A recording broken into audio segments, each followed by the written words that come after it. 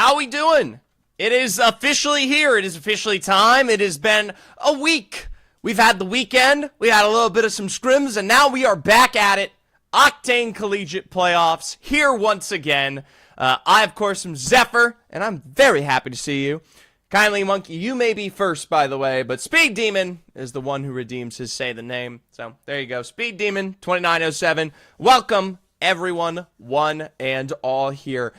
I'm going to be covering the lower round today. What does that mean, Zephyr? Well, Zephyr, if he had pulled up the image, would be a little bit more prepared to answer that question, but all you really need to know is today, these are our competitors that have made it through from both sides of the lower round one bracket. 10 teams from both sides.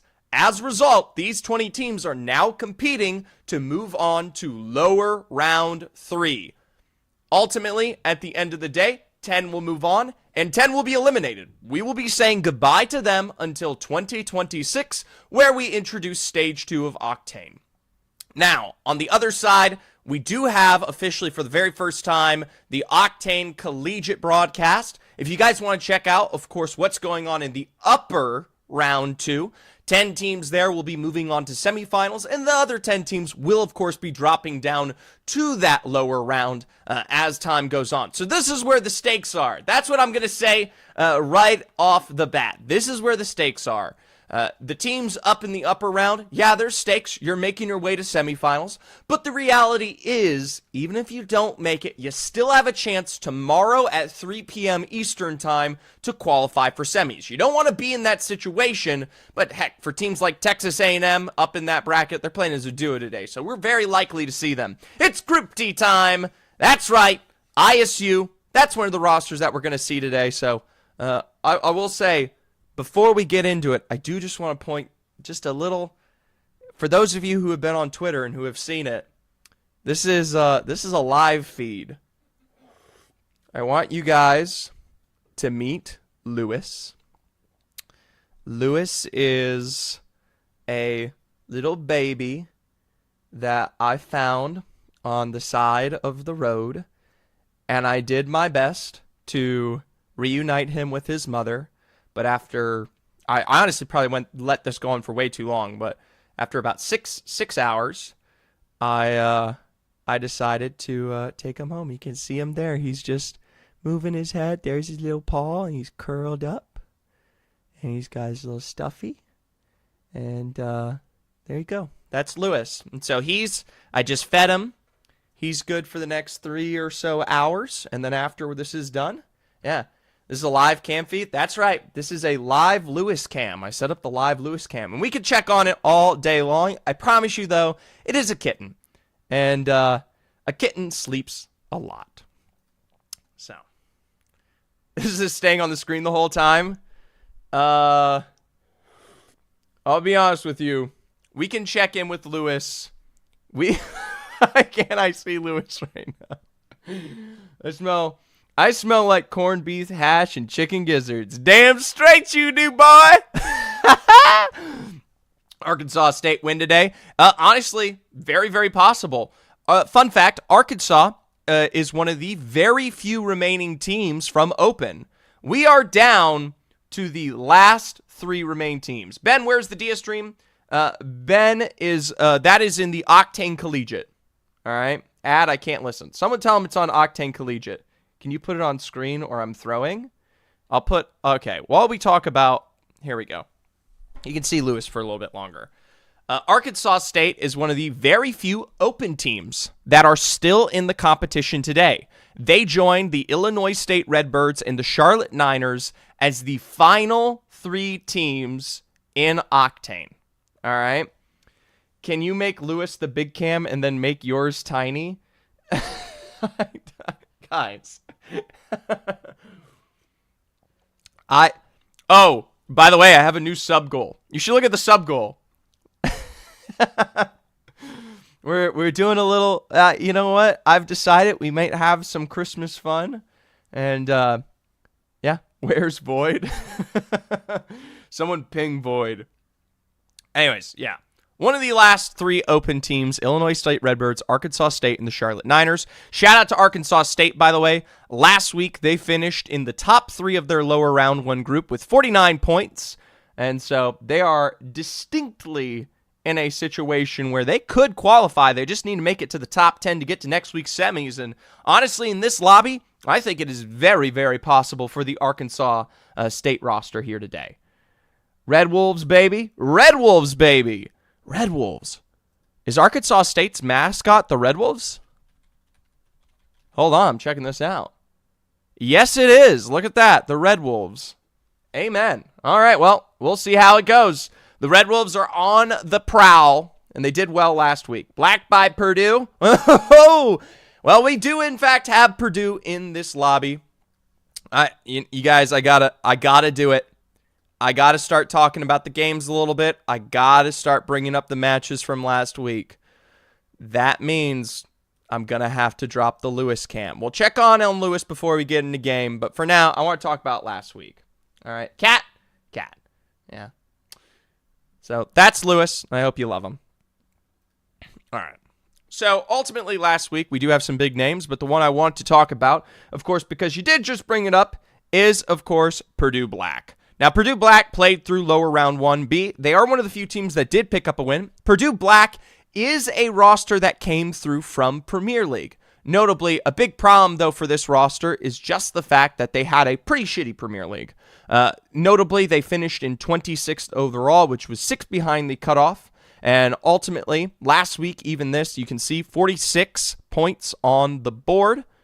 Not particularly insane, but hey, a win at that. And to be honest, there hasn't been many Premier teams eliminated. I think we're down to 2.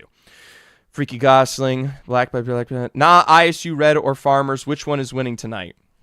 Well, you do point that one out particularly. In this other lobby, we did see both ISU Red and the ISU Farmers make it. ISU Farmers notably putting up a 30-point game in their final series. To make it here. They were at 18 points before then, and so with that 30-point win, they managed to make it not only into the top 10, but into the top 5 here. That, of course, being Group T, Kamal, and Asian Hulk, bro. Remember, during Premier League, this was a roster that finished in the top 7th overall. They won a match day, right, and have been kind of in the struggles right now. Yeah, Group T is forced to play a couple more games. Singular Frog, welcome back. And you know what? He said this might be down and out. This might be the last and final moment. But the reality is he doesn't get to choose. He's just got to go out there and perform. Now, on the other side, we do have the ISU Red roster. You guys will recognize not Koryu from the qualifiers earlier this year, where he was playing alongside the ISU Farmers before he did drop down to play with the sub-roster.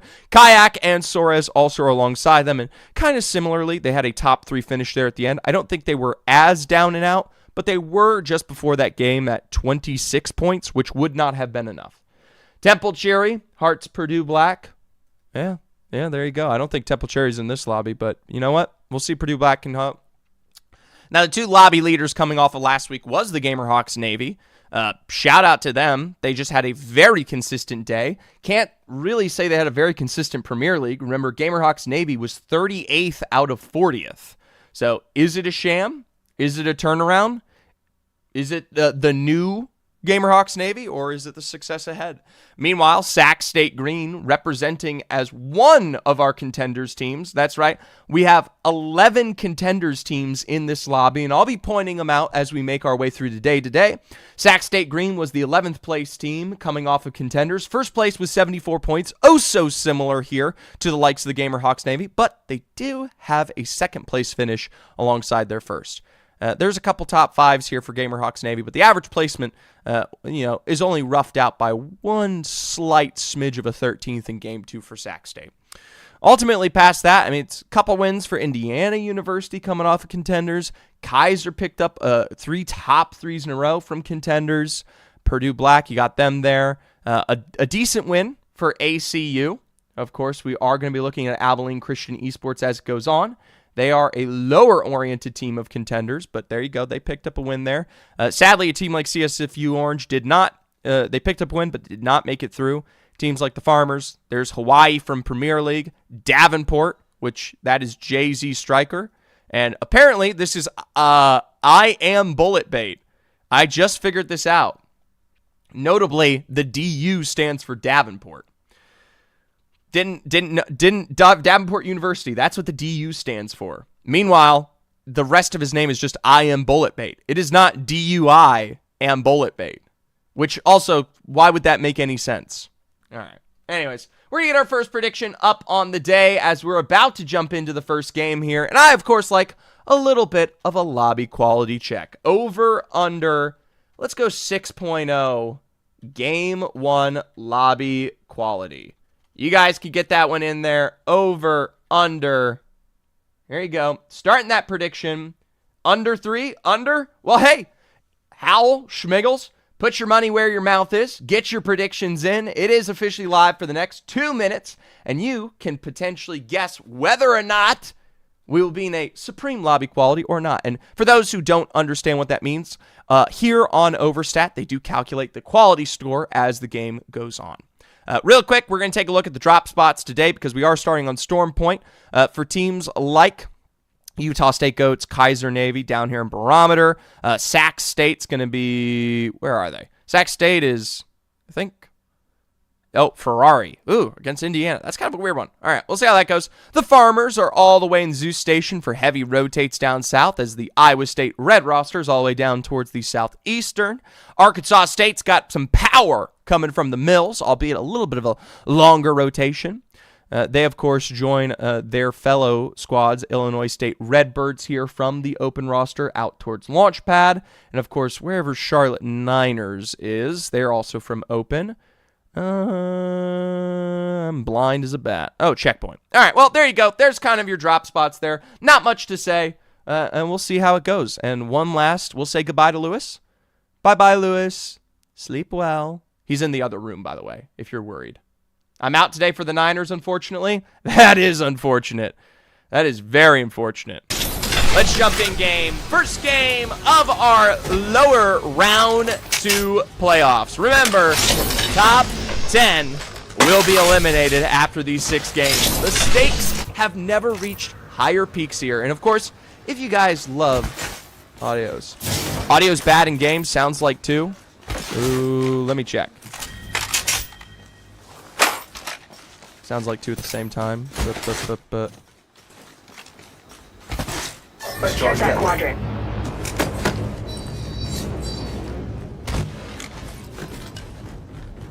Audio bad in game sounds like 2. Are you joshing with me? Because I don't have that. Definitely not fucking bad. Alright, well. Optics here. Close range. Oh, I know what happened. Here you go. My apologies. I completely forgot I had my my old harvesters are thing. online. Is that fixed?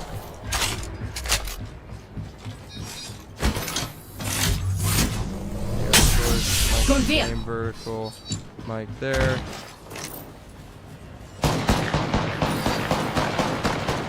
All right. Let me know if that fixed it, because I was about to say it was kind of icky.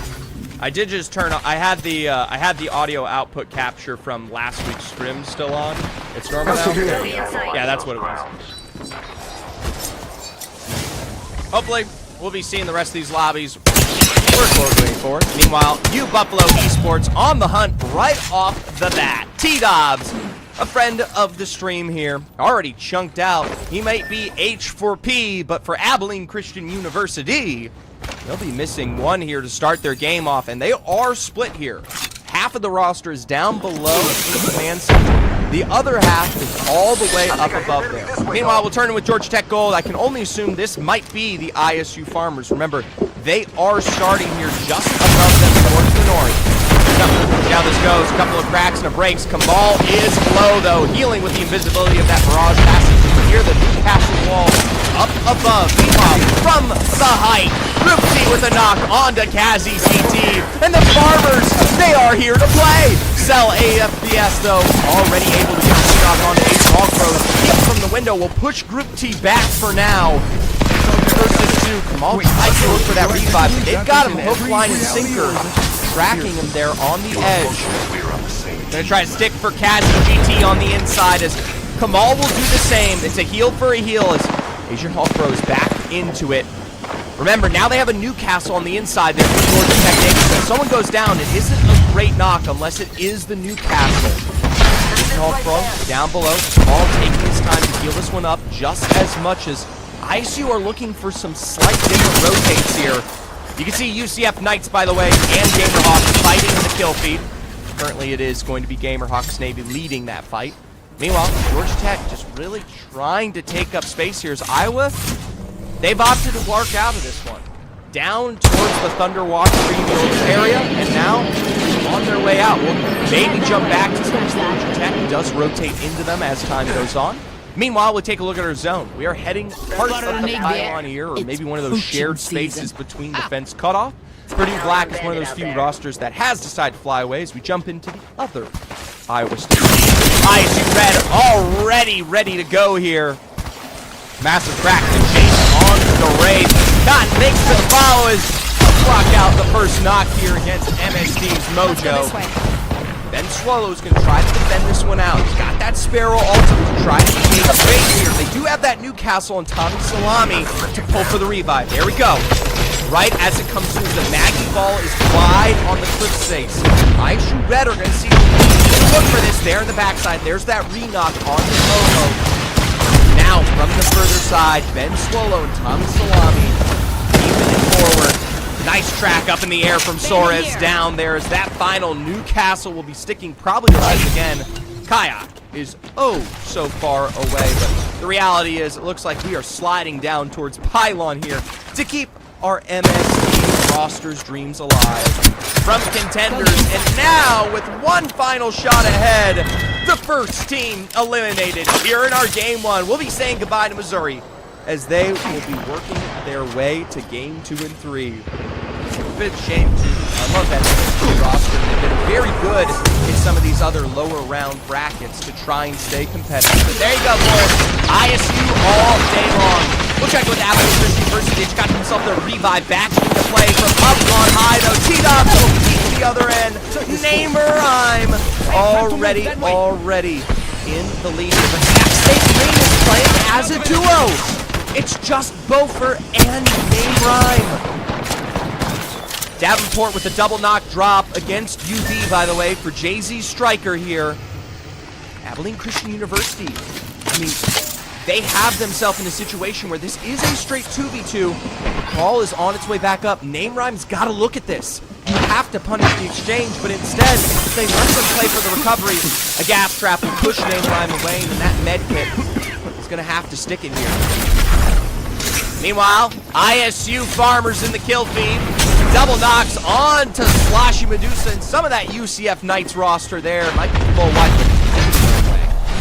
Sac State Green up on height, still trying to peek their way into this building here. The longer this takes, the potential opportunity for teams to impact the exchange. Guardian, T-Dop, Micah Iso, really hunkering down there back with that castle wall. You can see the scanned information. There are quite a few teams far up towards height here, but you can't possibly continue to take this long. It's one quick 30 or 40 second rotation from that initial scan, and you're already stuck out here. Mind you, by the way, Abilene Christian University, they don't really have to do anything. They have the caustic gas trap, so it doesn't particularly matter. We're going to walk away from that because it's just not happening. UT White here from Premier League trying to take space of their own as Davenport. We saw some minor success in the kill feed. Now trying to play for recovery on the Lion Bullet bait there. UT able to set up that castle wall in the building across as everyone is trying to play for deep space here in the heart of the pylon. This is usually where we see that finish, sometimes out towards the bridge, the tree line, or the doors close themselves. It isn't a guarantee though. All right, Black Knight State, Arkansas State. Jurassic here. We'll see who made their bets and are playing this one here. Meanwhile, Iowa State Farmers, we jumped in back with them. We just saw them on a partial wipe of UCF Knights. Now, trying to see if they can work their way into Pylon. A couple of pressure back here. They're going to have to look to find a relief somewhere else as they ping out the southern side and may look for that wrap all the way down where we saw the University of Buffalo. Your regularly scheduled UV programming. The peak up on height as Bofer gets the knock. Turns this right around. A re-knock. One final remaining member. And it's up to Name Rhyme in the 1v1. The tick from the Sparrow Ultimate is huge here with the final G7 scout shot. Sac State Green does it as a duo. And could you possibly doubt Bofer? Could you possibly doubt the man Bofer? My lord. 18 squads remaining, though, on our round 2 close. We're in a big situation ahead. Many teams have already presented themselves, but I'll say this. Teams like Georgia Tech Gold, Iowa State Farmers, U Buffalo, all got to find their way in. Bro said, hold both of these nuts. Both of these. Yeah, you got two. There's a clueless bogey out there. Georgia Tech Gold, they were the primary potential aggressive of what would be ISU Farmers here. We saw that pylon. Well, aggressive is a light word to put on the boot. Here we go. Asian Hulk Bro slides down. Around the rosy ears. That horse is down lower. Wow, Fruity, he has no patience for these plays. He wants them done and dead. There's that Nox gas grenade coming out below for no chase on Georgia Tech Gold. There's the University of Buffalo.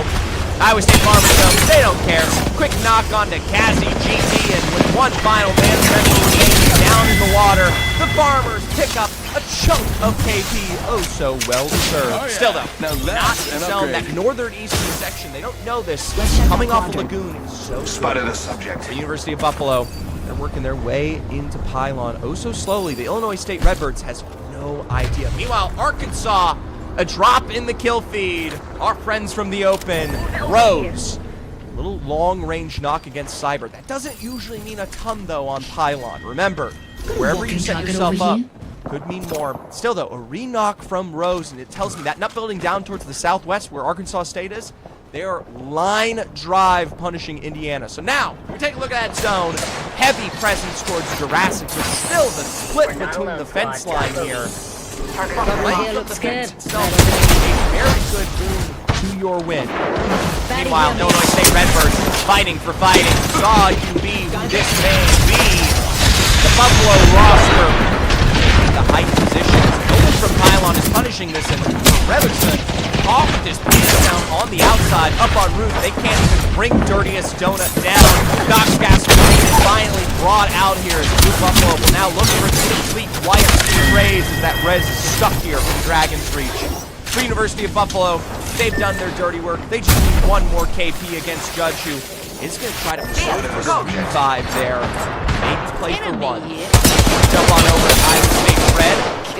They're going to be trying to look for their own rotation out alongside teams like Purdue Black to play in towards the edge of Jurassic. We've got a longer dive here from what I can only assume is that Valkyrie Ultimate. Illinois State Redbirds will be finished off by Buffalo, caught out in the water. Dabbing down, sticking for the building ahead. A revive coming again from Iron Bullet. They put double angles on. Texas White finally takes the building here. That's going to leave a lot of space for two additional rosters to join the revive. Meanwhile, for the UCF Knights, they probably just got this revive back in play. Meanwhile, Echo's burning through with the 99. Down below, the knockdown shields aren't enough. The phase just reams through them all here. Still, have to play for that reset. They're going to look for their own place to play here in the heart of Jurassic. Now, this is workable. Oh, the Farmers eliminated. I didn't even get to see how. It's Hawaii. Mellow premier roster. University of Hawaii holds them out on the northern side. Got ratted? Well, there you go. There's the Group T spoiler. And it's not a spoiler. It's the Group T answer, my apologies. Congratulations, but in the end, Group T got ratted. We just killed two and then a new capital res. It's just as bad as that old Lifeline meta when everyone's just, you gotta push for it. Well, we'll say goodbye to the ISU Farmers. 13 squads remaining. Hawaii is trying to work their way in, but are meeting just as much pressure here up on height. Even still, they've got cover and space to work with for this reset. Mid-range. Schmiddle's IRATted. That might be the case. Good afternoon, Wizard. Welcome to the broadcast. Checking that zone once more. We are going to be working into Jurassic. I still like this competition for the fence line between teams like UT White and Purdue Black. But you've got to really hold on for dear life. Indiana University is on the other side of the fence, alongside UT White. They are getting drilled out here. Either way, though, it's still a very, very good spot to work with. I'm surprised they were able to make their way in, given how much pressure they were facing from Arkansas, but it looks like they just relocated, utilizing the balcony. We should park there. All right, Team Black, the Gamerhawks Navy, UCF Knights, all in zone here. We'll see how that contest goes in 47 seconds, because everyone has to move. In this zone in particular, it can really usually only hold up to 4 or 5 going into the round 4 here. Forget that. You have those 3 kind of building positions, but the problem is RIT Black and UCF Knights position, that angle is going to touch the low ground elevation that exists here in Jurassic. Now, there is a lot of space on the outside of that wall, so Purdue Black, Buffalo, Texas White, they can play the fence line and bide their time. For Buffalo, they're moving in on Purdue, straight to the gas trap. 30 Stones is going to full tank this one. Going ahead is what they're looking at. Meanwhile, Dragons reaches the first knockdown on Dreamcast here. Double knock drops as the seat's not for you. Maybe provide the other responsive angle. Buffalo moves on one, but they find the flesh, whether they like it or not. Goodbye, Purdue Black. Hello, University of Buffalo here. They still have University of Texas to deal with. Meanwhile, Arkansas State flying high in the sky. Down up above. Sac State Green as a duo will inevitably meet their makers. These final fights need a full 3-man roster. Meanwhile, Arkansas is sharing space against ISU. Mystical Maverick from the Gamerhawks puts up pressure from the west side of the zone. Arkansas are going to look for what they can. This is not a survivable position, especially without a Newcastle to work with. They got that mobile res beacon for a little bit of extra cover there. They're going to stick with revive, but look at that. So many people above. Meanwhile, Indiana, Buffalo, hand in hand, 8-1 from Cybernators. They're going to stick with the immediate gas trap. Ooh, beautiful mobile shield, but now they have to move on out here. I don't know why we're playing in that position.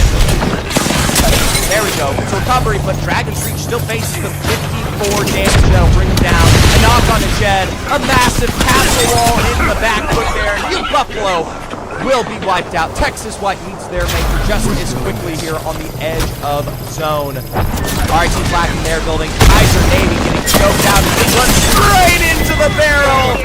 Final moments met there in the face of teams like the Gamerhawks Navy as we breach into our final top 8. They go takes their time. It's a little bit more teams than I expected here. Remember, a lot of Newcastle on Foster giving themselves much more survivability. White and Black's got this beautiful high ground position on USC Coast. You can't imagine it might be better. They're getting shot out from afar. It's RIT Parsons that gets the knock. That damage came from much more than that. Meanwhile, RIT Black swinging from the low ground here, utilizing the crafter for just a bit of extra cover. Rocks as additional utilization. Dizzy, by the way, from the Gamerhawks is providing just as much damage over to the edge. We've got that Newcastle revive.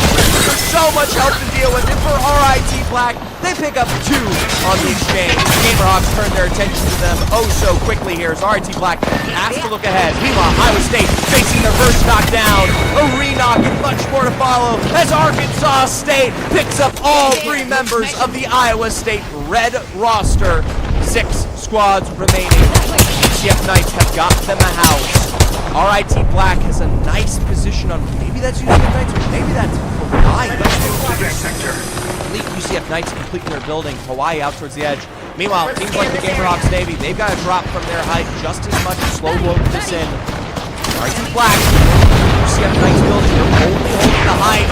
Meanwhile, ASU knocks on the Dizzy, a knock on the Rise. Gamerhawks Navy down to 1 on the trade. Arkansas State will be the first to go, but this cleanup from Hawaii will likely make this just as quick here. Neither roster really the benefactor of this exchange.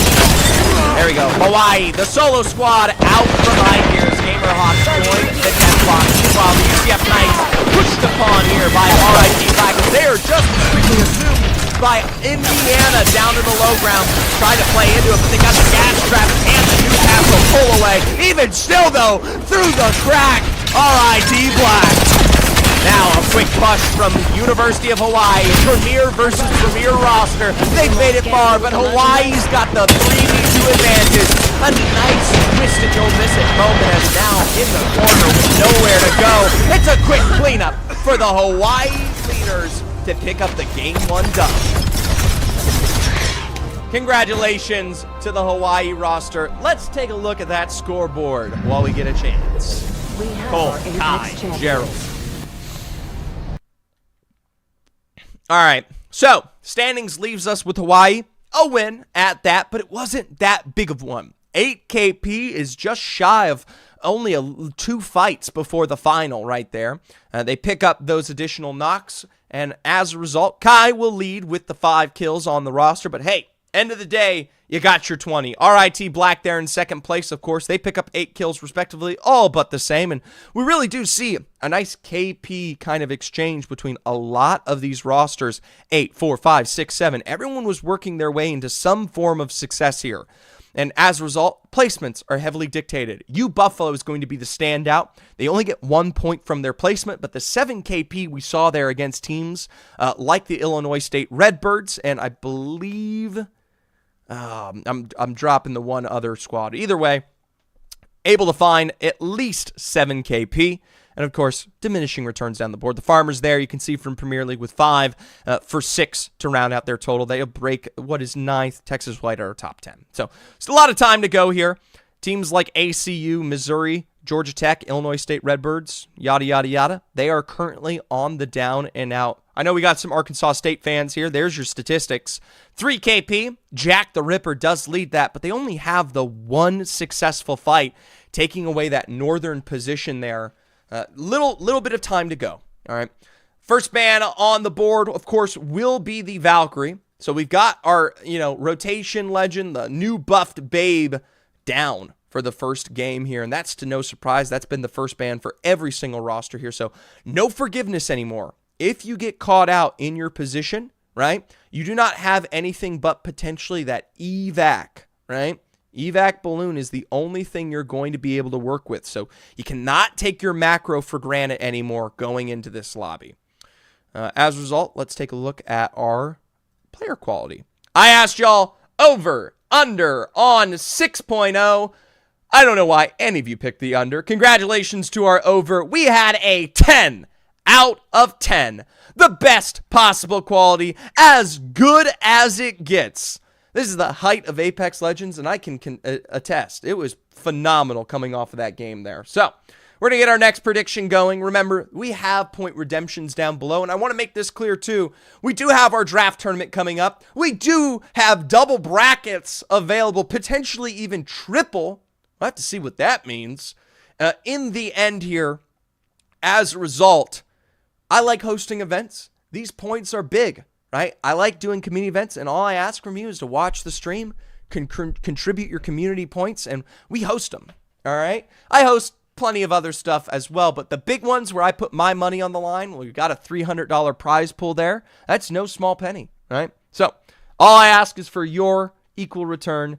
Let's get our KP bet. University of Hawaii. Let's start them off soft at a 5.5 KP. Hey, TIE Fighter 07. I like that. A little Star Wars reference. Maybe not. Maybe you're just a big boxer named TIE. Either way, thank you so much for the follow. Over under 5.5 KP for the University of Hawaii here. Get your bets in. I'm going to give you an over and an under.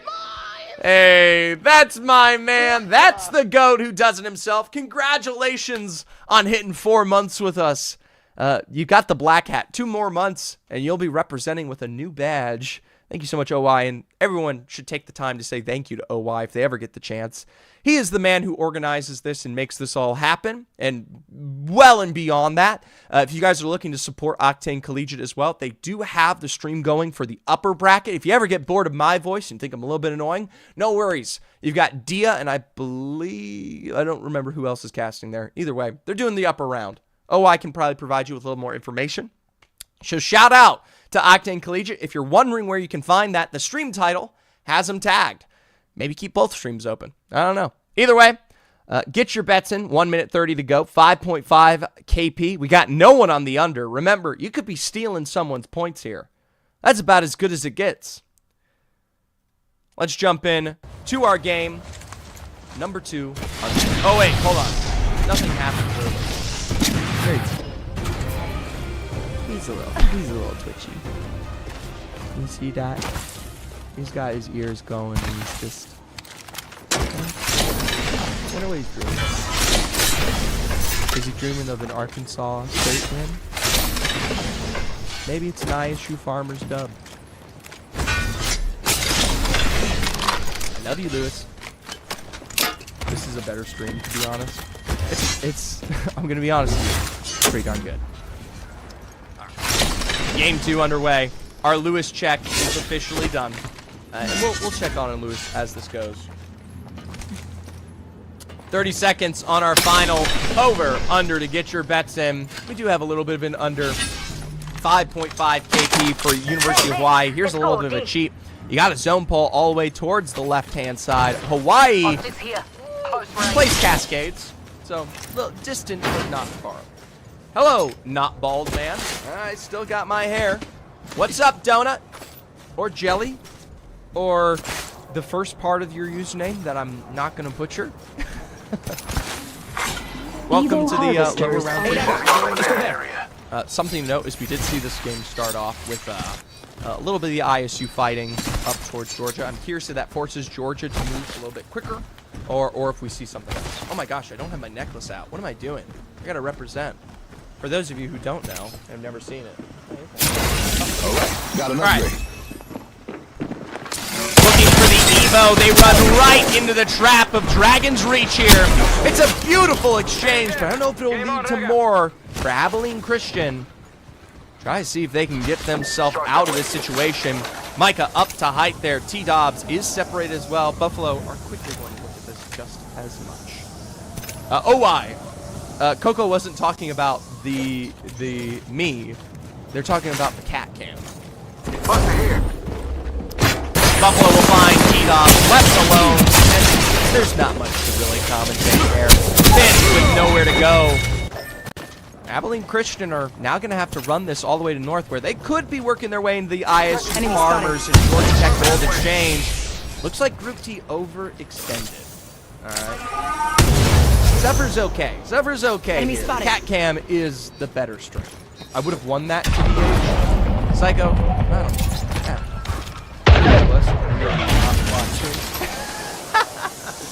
The minute Octane appears. Sorry, guys. We'll check in with what looks to be Penn State, by the way, finds a knock. Meanwhile, Indiana University, we saw them at least start up here to, what is this on their drop? They're in North Pass. So this is probably Sac State Green as a duo still. Even then, though, Factor with a knock brings this down to a 2v2. Watching lowers better, score full. Well, when you think about the fact that 10 of these teams are getting eliminated today, and in uppers, 10 are just moving on. There you go. Oh, as if this match was at 7 p.m., Niners would drop 100. Yeah, missing out on Coco is a rough spot for the Niners. Meanwhile, Indiana University is having to make a big decision there. It's a blessing that Sac State's name rhyme doesn't get the knock on that one. Meanwhile, exchange via exchange. Here comes Georgia Tech from height. We did see a little bit of Abilene get themselves put together. Meanwhile, back to Sac State. The lobby is just exploding here. Fight after fight as Sac State will tune in with them because it is a 2v2 situation. Stack keep putting them up on height. Right here. Couple snipes out and away. MST will be wiped out. Meanwhile, shot from the side. Cyber's put as much gas down, but is all pushed into his own gas. Teleport to the other side. Sets himself up for, oh, what could have been Renox. It's up to Beaufort to get the job done. He needs both of these kills. Both of these kills. Down below in a quick reset. They get the fire rock onto Cyber there. A 1v1 situation. Pings around the corner. Swings down to the low ground. And Indiana is beaten in a 2v3 situation. My lord. That is a duo and a half. Get sacked. Need that Zephyr range? No problem. And we'll do it. Meanwhile, let's tune into the UCF Knights. Choke down. range. Problem is, Texas White does pressure them back here, so that's going to allow the UCF Knights maybe to reset. ISU did get knocked down on one. That's a re-knock on the kayak, and maybe UCF Knights are going to be able to pull themselves back together. Here we go. Texas White taking their time on the interior, though. They like this nut building. They're not going to be working their way out confidently, especially with two rosters on the outskirts. Problem is, round one is closing, and while it isn't going to hurt you enough, when you talk about macro play, you got to start making bigger, longer game decisions. And there you go, golden setting. Port play out for safety. UCF Knights already have done the same towards barometer. Try to see if they can punish this one, but instead, they're not even on blue. They need to try to see if they can situate towards an Evo. Evo has already been taken out towards the side. All right, here we go. Gamerhawks Navy, the leaders coming off of lower round one. Haven't found that success thus far, but instead, maybe this will be their big fight. Nice barrel alternate to delay the exchangers. Mystical Maverick Straker will maybe look for another engage onto you, Buffalo. Dirty Stone at peeking out, just barely misses. As a result, the Gamerhawks Navy probably going to have to play this one a little bit safer, especially if it is Cito. Even still, though, Mystical and Strafey, mad damage back. They've broken the first gas trap. They work their way on the inside. Keychain the nade, blocking out some of the bruise damage. Even still, it's mobile versus mobile. Doesn't utilize the wall to blast them back. Instead, sets themselves up in their own corner. Abilene Christian University will be wiped out. Final member by ISU Farmers here. Sac State gets a drop onto Davenport. And the Gamerhawks Navy, they're so separated here. You should just back up. You've taken too long. ISU's red. Massive wipes against Illinois State Redbirds there. Trying to see exactly where this is taking place. The Illinois State Redbirds will get eliminated down there towards the southeastern side of Pylon. UT White looking for just as much of an exchange. They're trying to gatekeep them out. Yeah, the minute I saw the UT White rotation, you can't imagine ISU Red is belongs to this world. Already 2 knocks down. You have to question where the final remaining member has gone here. They check the inside of the pyramid and are out for now. Couple quick full thirsts onto Kayak and Soares, and for ISU Red, rotate. Meanwhile, back to Gamerhawks Navy. 1-2v2 situation here against Buffalo, but shot in the back from Mystical Maverick. Now stuck on the inside with only the gas to work with. 2v1 situation, and you are just one bad barrel away. Sac State with a white against Davenport. It's going to be barrel for barrel action as Mystical Maverick adopts his own stinky gas on the inside. Covering out towards the edge. This might be a third-party situation. Big damage down, and the Farmers have decided to get involved. Port play formation, Hallchrome. For the Farmers, this is just easy KP. Smooth pickings here. With a re-knock onto Dragon's Reach, and once again, that caustic will be perilous, but I think this here is just full send it. Couple of quick full swings there, and U Buffalo will be wiped out. They'll turn their attention now towards Gamerhawks Navy, who are playing for the revives down below Matt Crafter. For the Farmers, they get Cito to their station, to their self. Texas late rotates. Iowa State Red going to be playing for revives towards Cito Station. Arkansas, we check on them in the heart of zone here. They got RIT Black sharing a very similar nut building. We like the southern side of this zone particularly because you get that little bit of a height discrepancy, as well as Godrock. You didn't get to see who was on Godrock. Rampart's still in place. Someone should be playing up there. Looks like it's Purdue Black. All right, Purdue Black's got Godrock. Gamerhawks Navy, they're reset and being right now from what was their crafter response. And realistically, have to be nice. Badger says, when you die, you need to change your name before next game. I wonder who that's towards. UCF Knights knocked there against USU. Gamerhawks Navy, they've got themselves tuned into the USU roster. This could be a great height to play on for the UCF Knights. They make short work of it. They actually eclipse the Utah State Ghosts and take away their passing wall to boot. And you just got a sneak peek, by the way, of that zone. Sneak peek is saying we are pulling towards the southern side, so that real estate, it just appreciated like hell for the UCF Knights. They got themselves some property value.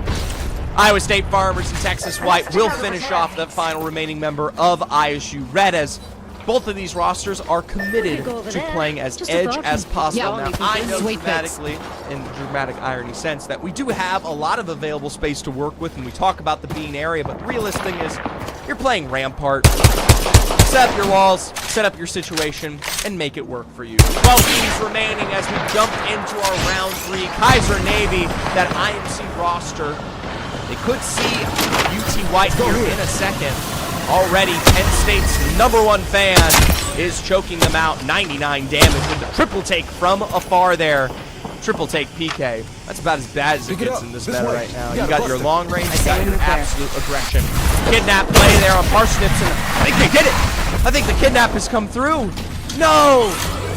Just barely didn't. Missed it by a smidge there. Could have been big. Jack the Ripper looks at that portal like it's as enticing as a Dubai chocolate bar. I don't know if those are good, by the way. I have no clue.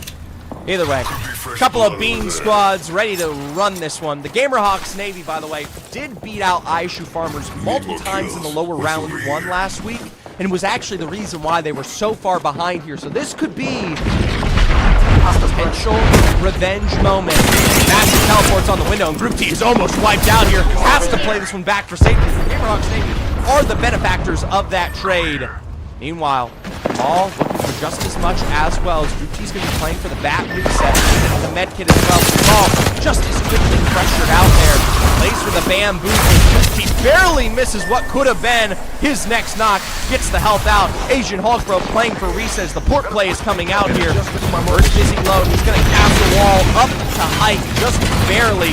Looks for Group T, and well, he'll find him. 88 on a knock on strafe. He tracks this one behind, and you are left with just Asian Hulkbro. A quick reset for reverse Dizzy is coming just as nice through, but port plays in a reset. Asian Hulkbro is going to have to hold this one out here. Kamal's utilizing that invisible passive to get all of ISU Farmers back into play. Zone is closing. The wall is moving. Strafe with a massive boat check. Drops and a crack. The Gamerhawks Navy are more than acquainted with success now. Kamal with the invisible heal is just as quickly tracked out here. You are fooling a single damn person. Couple of big rotations, and Group T is just easily walked up upon here from the Gamerhawks Navy. You have to hope he's got that tactical ready for the lead. Asian Hulkbro up on high as now Godrock is punishing. I believe that is Purdue Black. First Dizzy gets knocked on Group T.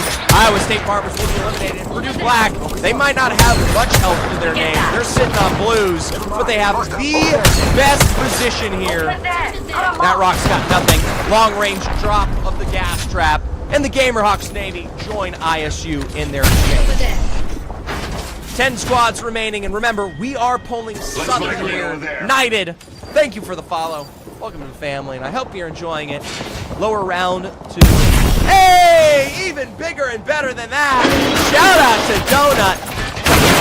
Prime on live! Thank you so much for the sub, Jelly. Alright, Charlotte Niners, Sac State Green. Remember, Sac State as a duo has wiped out 2 rosters here, but Charlotte Niners, they are ready to play. Port plays on the other side of that wall as Name Rhyme will be the first eliminated. It is up to Beaufort to keep both of their dreams alive here. RIT with a Traber knock there against Arkansas State, and they're going to be going for the push here to punish. Massive Eva shots on the inside as Parsnips tries to look for axes, but those gas traps, they're just too much. You are smelling, stinking, and the tears are a-coming. All right, Black, they don't want to give up their prime real estate here. Meanwhile, Georgia Tech goal looking for space. Hawaii potentially to choke out Purdue Black, but they already probably have something else to work with. Sac State's Beaufort was inevitably found out here by Vyra. I think that's a stick, but instead it's right against the wall. Kaiser Navy now porting up to hide his team. Well, they got nowhere to go. Jumps right in front of his own rampart wall, by the way. Gets extra damage put into that punishment. All right, so UT down. Sac State as well. The UCF Knights. Beautiful LOS here. And even better shots from Sloshy Medusa. Doesn't miss a damn thing. It's a shame you're going up against Newcastle. It's even more of a shame you got Godspot. Remember, UCF Knights took this one away from the USU Goats, and you're going to see a little bit of an extension there. Georgia Tech goal now. Shot in the back. It's the phase. not much better to say themselves. Purdue Black slides into the low ground from a port play. I believe they utilize whatever. Arkansas, they get those 2 black kills, 10 gold. Kaiser Navy now pushing into Purdue Black. The stick is found! The stick is found! Oh my god! So much damage! Virus has found the best possible outcome here. Charlotte Niners will be wiped out from RIT up above. But, I mean, we're playing for resets here. Purdue Black are down to 1 final remaining member, probably out towards the edge, but they're going to get these full wipes here, whether you like it or not. Purdue, it was a good road to the folks. But in the end, Kaiser Navy, moments of glory here from Virus. Waukee is going to have to play this oh so small, and I'll tell you what, that position right there, it is going to get followed through upon. Down to our top 6, Arkansas, RIT Black, UCF Knights, Hawaii, Purdue. Hawaii down below the UCF Knights. Remember, this is still the god spot of glory for the UCF Knights. That height is so darn good into this end game. Kaiser Navy has taken out in the low ground. Still though, RIT Black, Arkansas, they have the biggest rotates ahead here. Could be fun. Hawaii, over I don't know what here. they're going to do. They're either going to climb up on this or maybe fight into it. Gamerhawks trainer, I'd like to say again, Gamerhawks is dumb. Group T, give me the rundown. Why are Gamerhawks dumb? Give us the spiel here from ISU Farmers while we wait. You got 16 seconds to do it because endgame's happening. RIT Black and Arkansas, they have the biggest moves ahead. Parsnips gonna get that port play out there. Same possibly for Jack the Ripper on this raid. You already see. Oh, they got themselves a trident. Oh, gas traps and trident. There we go. Yo, Jelly, those are some fighting words. Group team, we get you like solo sending a 3v1.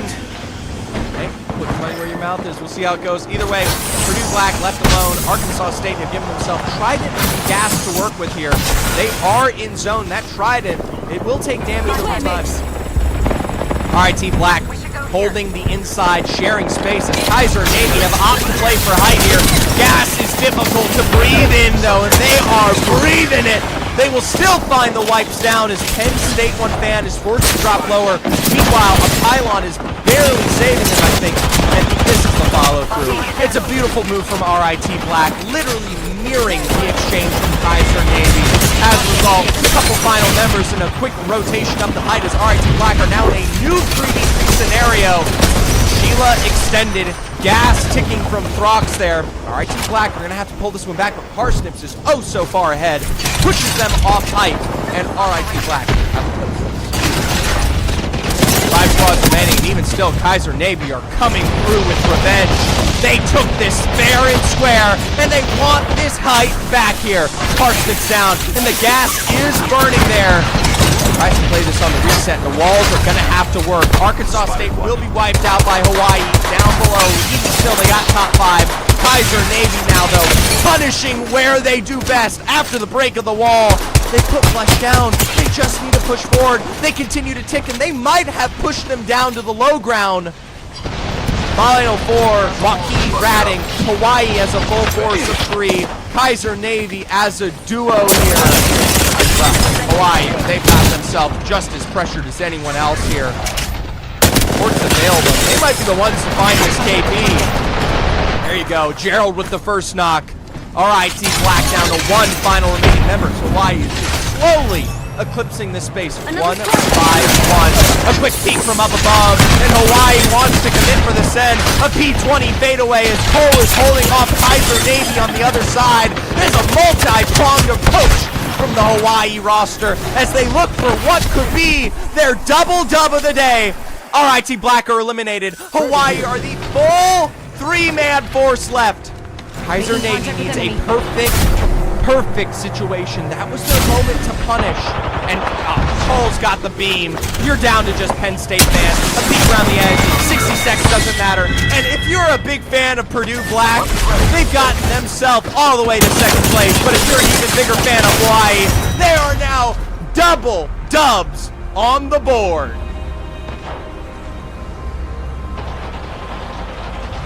Hey, Waukee wasn't coming out on top of that one, but 9 points from a rat play, pretty darn good.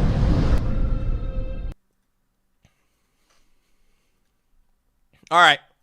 Game 2. Predictions first. Brap from Baza, my Arnold of Apex friend. Good to see ya. Welcome to the Apex Collegiate lower round playoffs. Mind you, 10 teams eliminated here. That's all you really need to know. Bottom 10. All right. Predictions. 0.55 KP for Hawaii. They found 10. The over. Overwhelmingly winning there. Congratulations. Let's get our next prediction out there. They finished game 1 with 8. They finished game 2 with 10. Let's raise the stakes. Start our prediction over under now 7.5 KP for Hawaii. We got some time, so I'm putting 5 minutes on the board. Double dubs and maybe more to follow suit. 5 minutes. Get your predictions. University of Hawaii 7.5 KP. How you doing, Baza? How you doing, everybody? In the end, Group T did say, by the way, they tried. Let's see. They said, we pushed them. I decided the fight was bad and need to rotate. There was misunderstanding, so Kamal died. I knock one and get died to a port. They chased us and died to zone. I tried to leave it, and they chased us and died to zone. In the end, yeah. I mean, Gamerhawks, they want the KP, but they don't realize, too, just as much that taking that fight is going to slow them down. All right? So, tough to say. Hey, I see a top-heavy lobby. Niners aren't out. You're right. 22 points for the University of Hawaii here. 10 KP. 10 KP for Kaiser Navy. We saw that beautiful push from them onto, I believe it was RIT Black. As a result there, Purdue Black, second place. Even 3 KP, 12 points. Kind of good standing there. Hawaii definitively in the lead now. 42 points is always secured for the top 10. Double dubs, and they deserve it. They are on their way to lower round 3. RIT Black, not far away, about 8 points from the statistical average necessary. And Kaiser Navy, with their third place finish, a bit of a distance. All right, they got some time to go. And so many other teams, like you said, Coco, 6 through 10, a couple of these spots all up for grabs. You're a big Charlotte Niners fan. They're in 14th place right now. 5 points, though. All right, here we go. Can we get an upper check? Yeah, sure, why not? Let's jump on over. I'll do that. Actually, let's do this first. RIT Black, Kaiser Navy, UCF Knights, Gamerhawks, Purdue Black, Sac State. Realistically, a lot of time on the board here. The biggest falling is going to be Indiana and Purdue Black. They both kind of dropped down. Or no, Purdue Black's the biggest recovery. Big drop down from Indiana. All right, so let's take a look at the other matches real quick here. I'm doing well. Working out, and being a dad takes a toll on a man. I did not know you were a father. Congratulations. Speaking of being a father, I am a father as well. Check this out. This is Lewis. And just as much as we're checking the upper, this is my new son. He is sleeping. And so look at him chasing dreams. And he's in the other room so that he doesn't hear Daddy yell too loud. But Lewis has got his stuffy. He's got his heat pack. And his name's Lewis.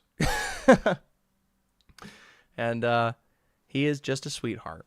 So we'll check up on him before we get into the next game. We are still in character select. We got 2 minutes, 30 seconds on the board. You got an over heavily held. Oh, he's stretching. He's stretching. Big stretch there. His paw is practically touching his head. Cute. Yeah, I became a dad just when we made Pro League and Split 2. Congratulations, Baza.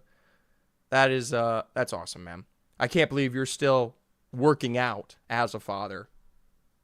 One of my favorite. For those of you who don't know, Baza is a Pro League player in the EMEA circuit. He is also jacked. He is ripped. And as a result, that's why we call him the Arnold of Apex Legends. Shout out to him. Check him out while you get a chance. He is genuinely shredded. Or he might not be completely shredded. He's got that dad bod potentially. But in the past, he's been ripped. Anyways, check him out. He's a lovely, lovely individual. And we spent many years together in Challenger Circuit.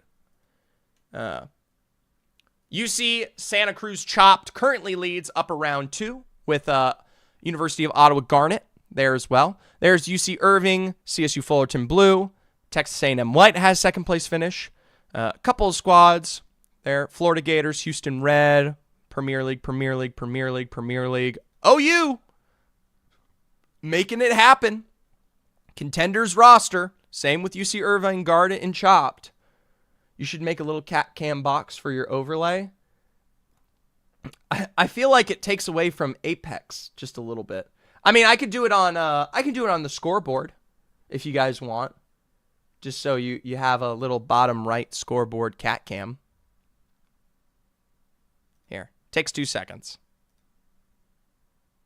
Let's get a box.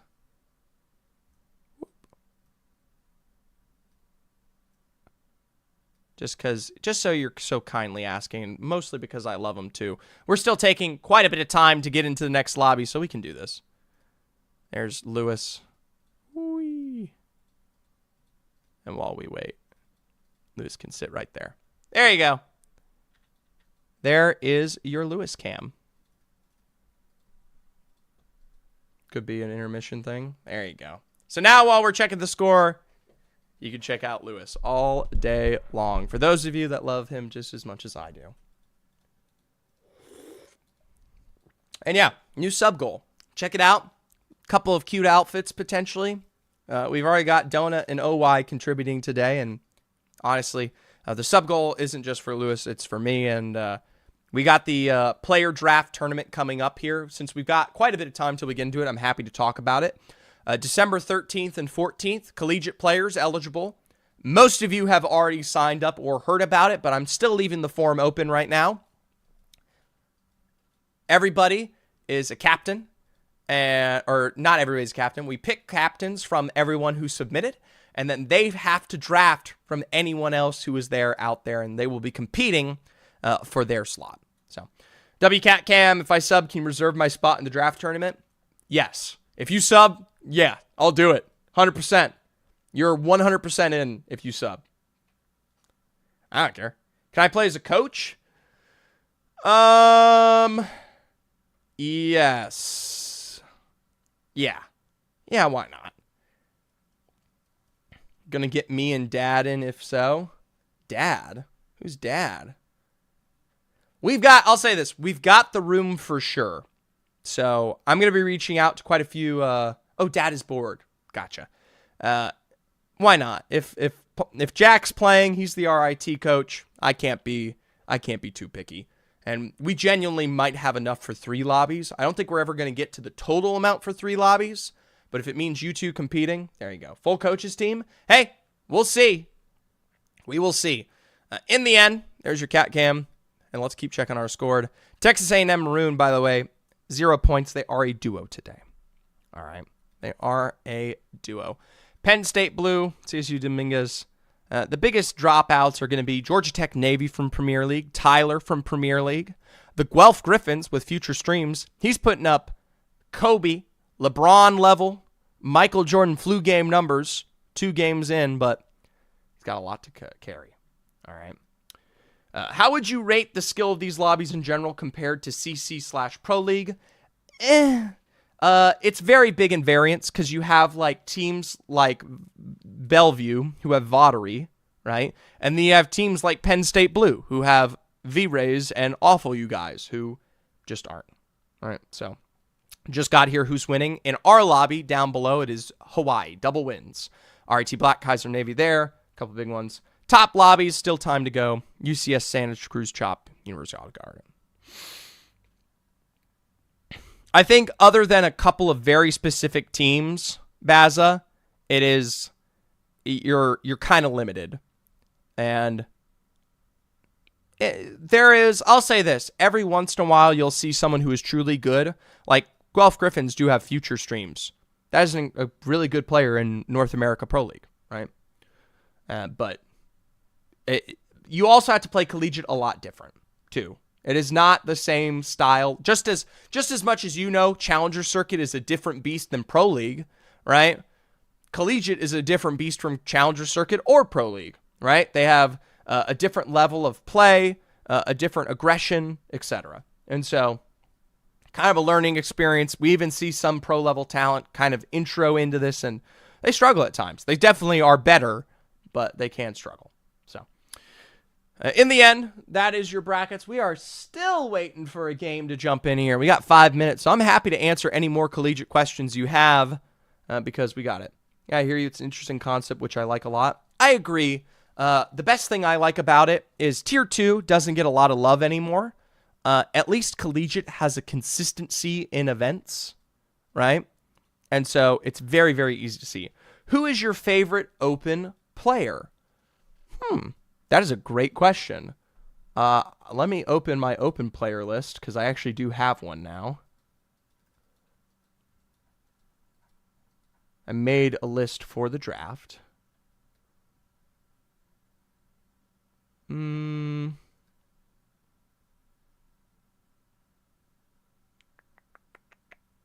I think...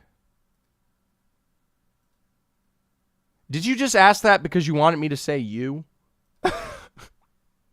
You might be there. You might be on the list. I like Coco as a result too, by the way. I like both of you because of that. I'll be honest with you guys, I like Rose from Arkansas State. I really do. I think Rose is very talented. Jack the Ripper's also very good from Arkansas State. Those two they're currently competing today. And so, for those, by the way, like Baza, who don't know this, there are 3 tiers to Collegiate: Premier, Contenders, and Open. Division 1, 2, and 3. And this playoff bracket is where you have all 3 of those divisions combined. Open teams start a little bit lower or in the lower bracket. Contenders a little bit higher. Semifinals and Purdue Black. How's quality? Quality is pretty good. Quality of the top lobby right now is a 9.31. Exceptional. Quality of the bottom lobby is a 7.39. It was a 10 out of 10 for Game 1. Game 2 was a lot lower because we had quite a few teams fall pretty aggressively, right? So, as Jack is kind of saying there, by the way, Jack, thank you for the subscription. I forgot to say that. You're guaranteed to make it now. Guaranteed. Rose has great position in game sense, but I feel mechs lack heavy at times. I could see that. I could totally see that. If anything, Open is an open book, right? They have a lot to learn, and honestly, I want to do more to support Contenders and Open. I didn't do a lot this semester because of limited time, but I really want to get to know a lot of those rosters because helping them improve and helping anyone improve in Octane is going to elevate our competition. So basically, like the LCQ, a lot of skill difference between top and bottom. Exactly, Baza. You got those Challenger Circuit teams coming in. You got those Pro League rosters on the drop down.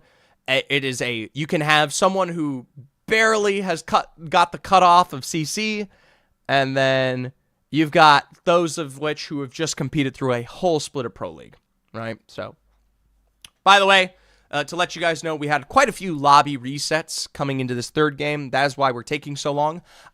Zephyr, am live, but the games, sadly, have to be on a 5-minute delay.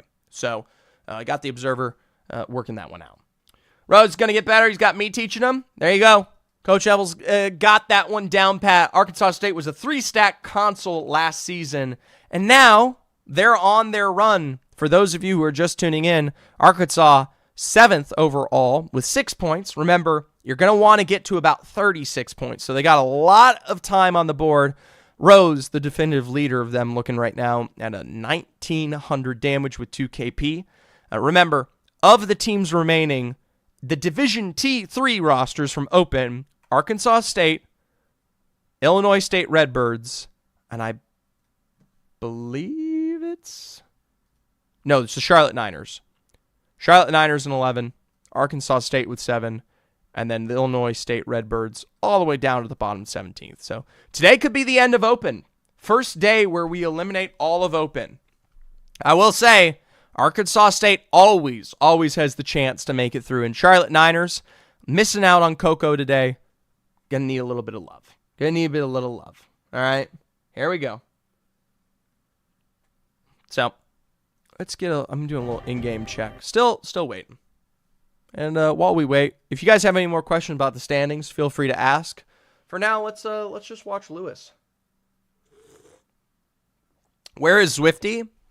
Zwifty was invited to a Thanksgiving celebration with his girlfriend.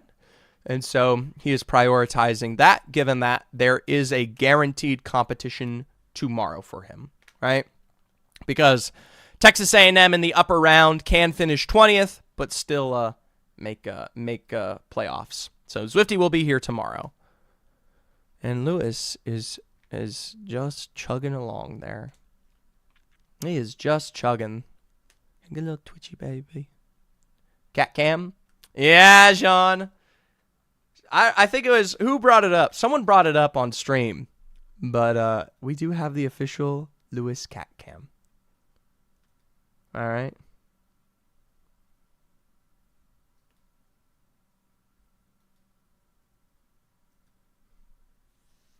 Will Tamu Maroon's performance today affect their standings in your power tier list?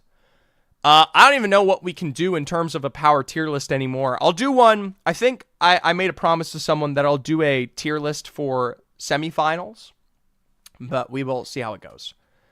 Cat. Welcome to Zedia, my main man, another Pro League friend of the stream.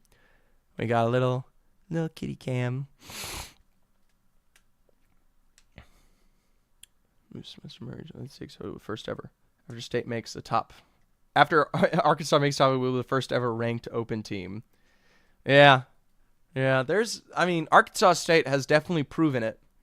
You guys got to make it through lower round 3, though. I'll say this. If Arkansas State makes it all the way through lower round 3, that's huge. Right now, you guys are in the top 7, but you're in the top 7 only with 6 KP. All right. Round 1 is closed. We're in the game. I should have brought it up, but the Legend ban was caustic, so no more Stinky Man, no more gas. I apologize for the massive delay there. Sometimes, or at least for me, there's not much I can do. I'm going to test my audio on something, and those of you tell me if this is fine. Give me a confirmation. Is the audio still good?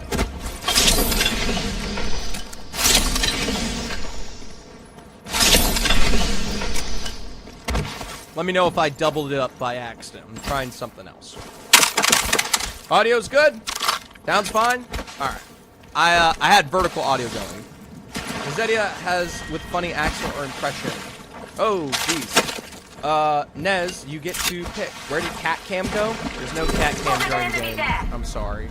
I want people to be able to pull clips from the stream without that. Try casting as a cat? Okay.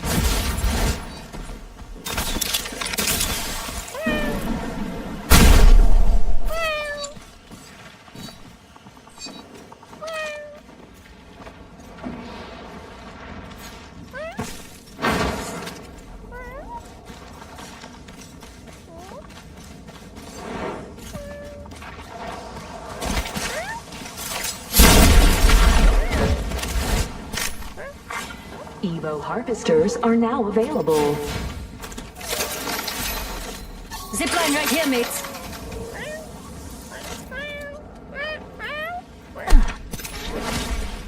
Let's charge that way. Ultimate accelerant here. All right. I think that was 1 minute. I have no idea. There you go. If you guys wonder what points are available, and if you have any other ideas for point redemptions for me to add, that was a choice.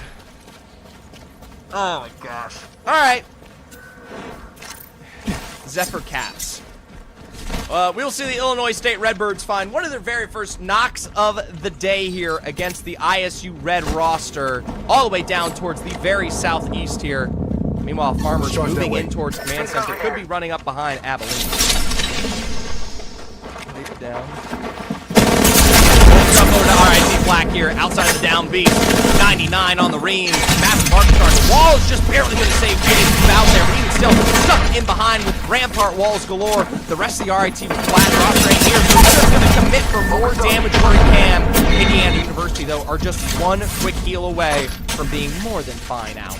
As a result, we're going to zip up to height there, and RIT Black might already be backing out of the situation. Jump onto the other eastern side. Good boy. Going on Twitter. What? ISU chased out here by the Redbirds. There's that wipe on the kayak, as we saw earlier, the initial knock. The rest of the ISU Red roster likely playing for recovery from one. Dude, I love the cheat accusation.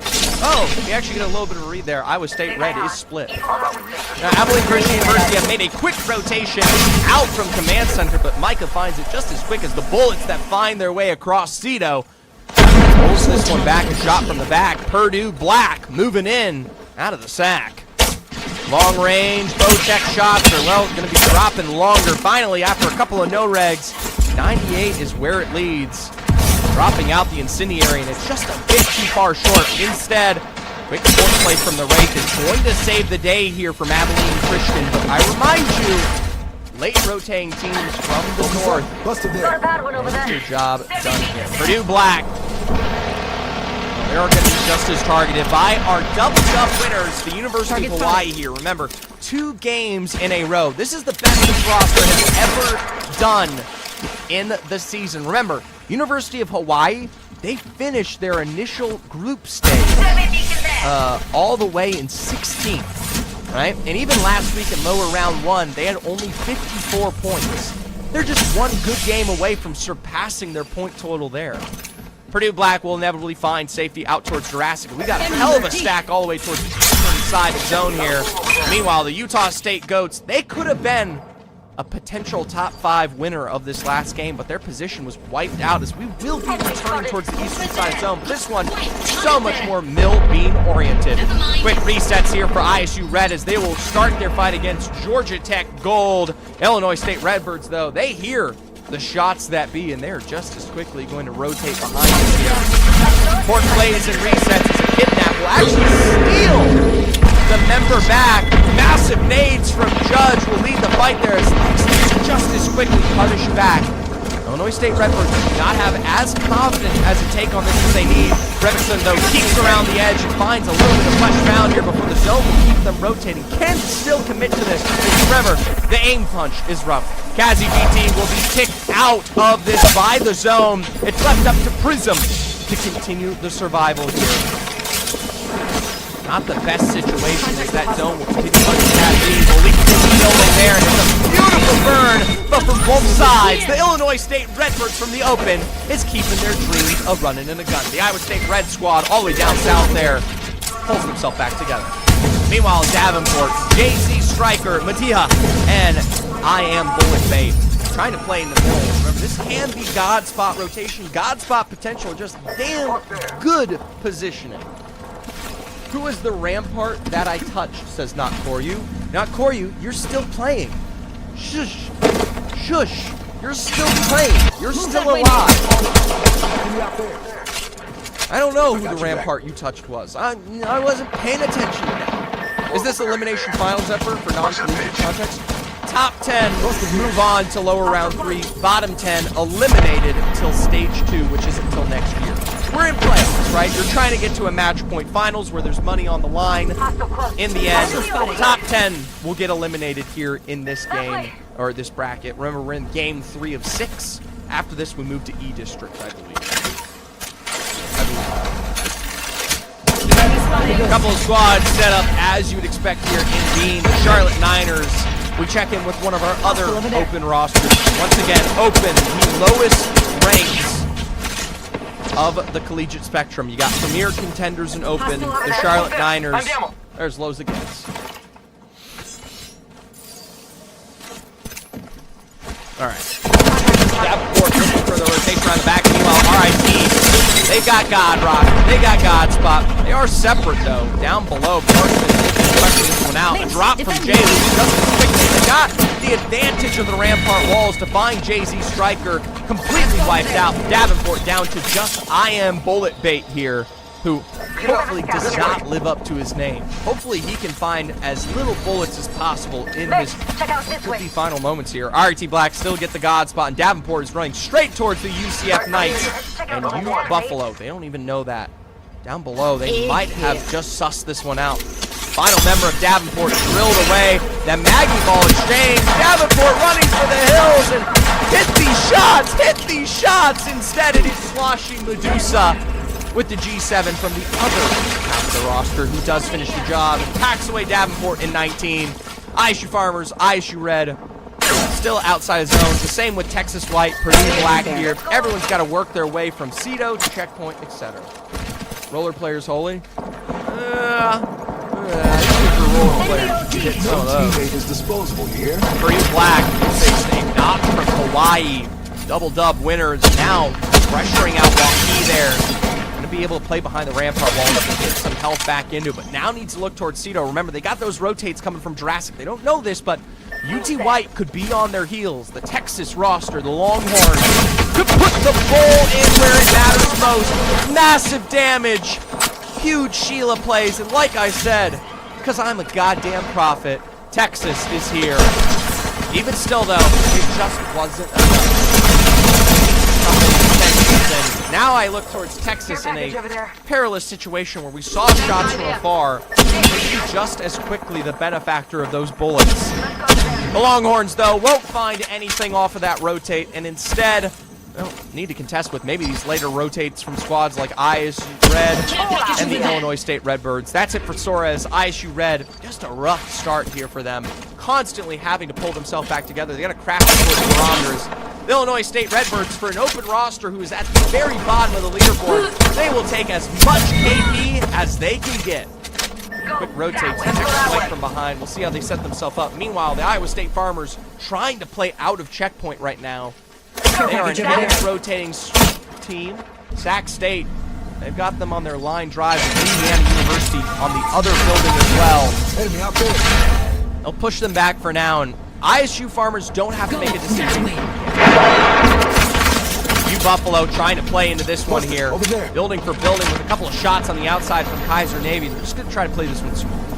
I don't think they have to make it. A couple of toesy. Who's banned game 1? Valk and now Caustic. So no Valk, now no Caustic.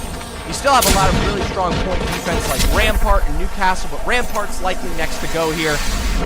MSG, they'll find ISU Red on their rotation barometer. Final moments for them, and great KP to pick up. MST coming from the lowest side of the bracket from contenders. Remember, there are 40 teams in contenders. MST were all the way in 33rd. Thank you, Rhino Live. Hey, shout out to Rhino Live. I believe he's got a tournament this weekend, if I'm correct.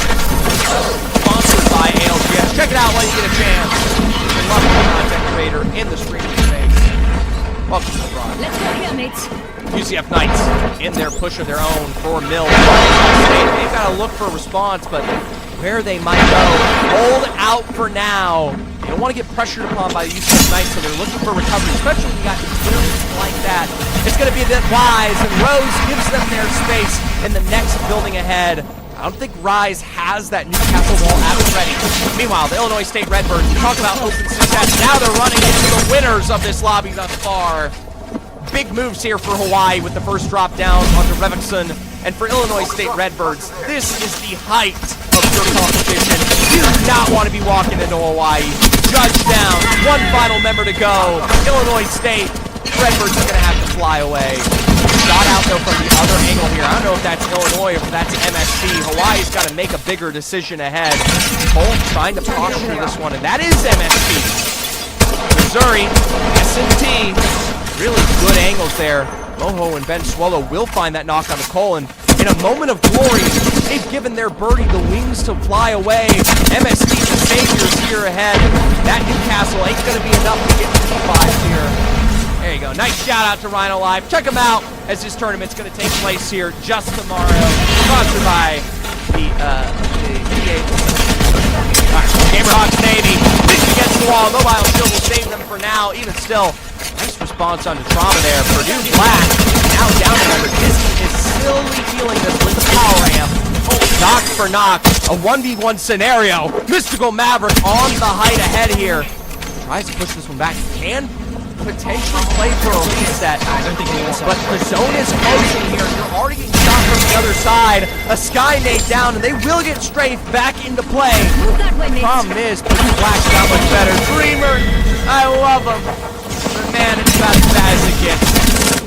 A couple of re-knocks down there. The Gamerhawks will be burned from Hawaii's late rotate from the side. They just barely get Kai into the edge of zone there. They might not have Cole. He's not far away from the southern end. Sac State's also got their address. Utah State will be finished off by the Abilene Christian Esports, who are in their best format today. That they've been. Charlotte Niners now down below, which I think it is RIT above.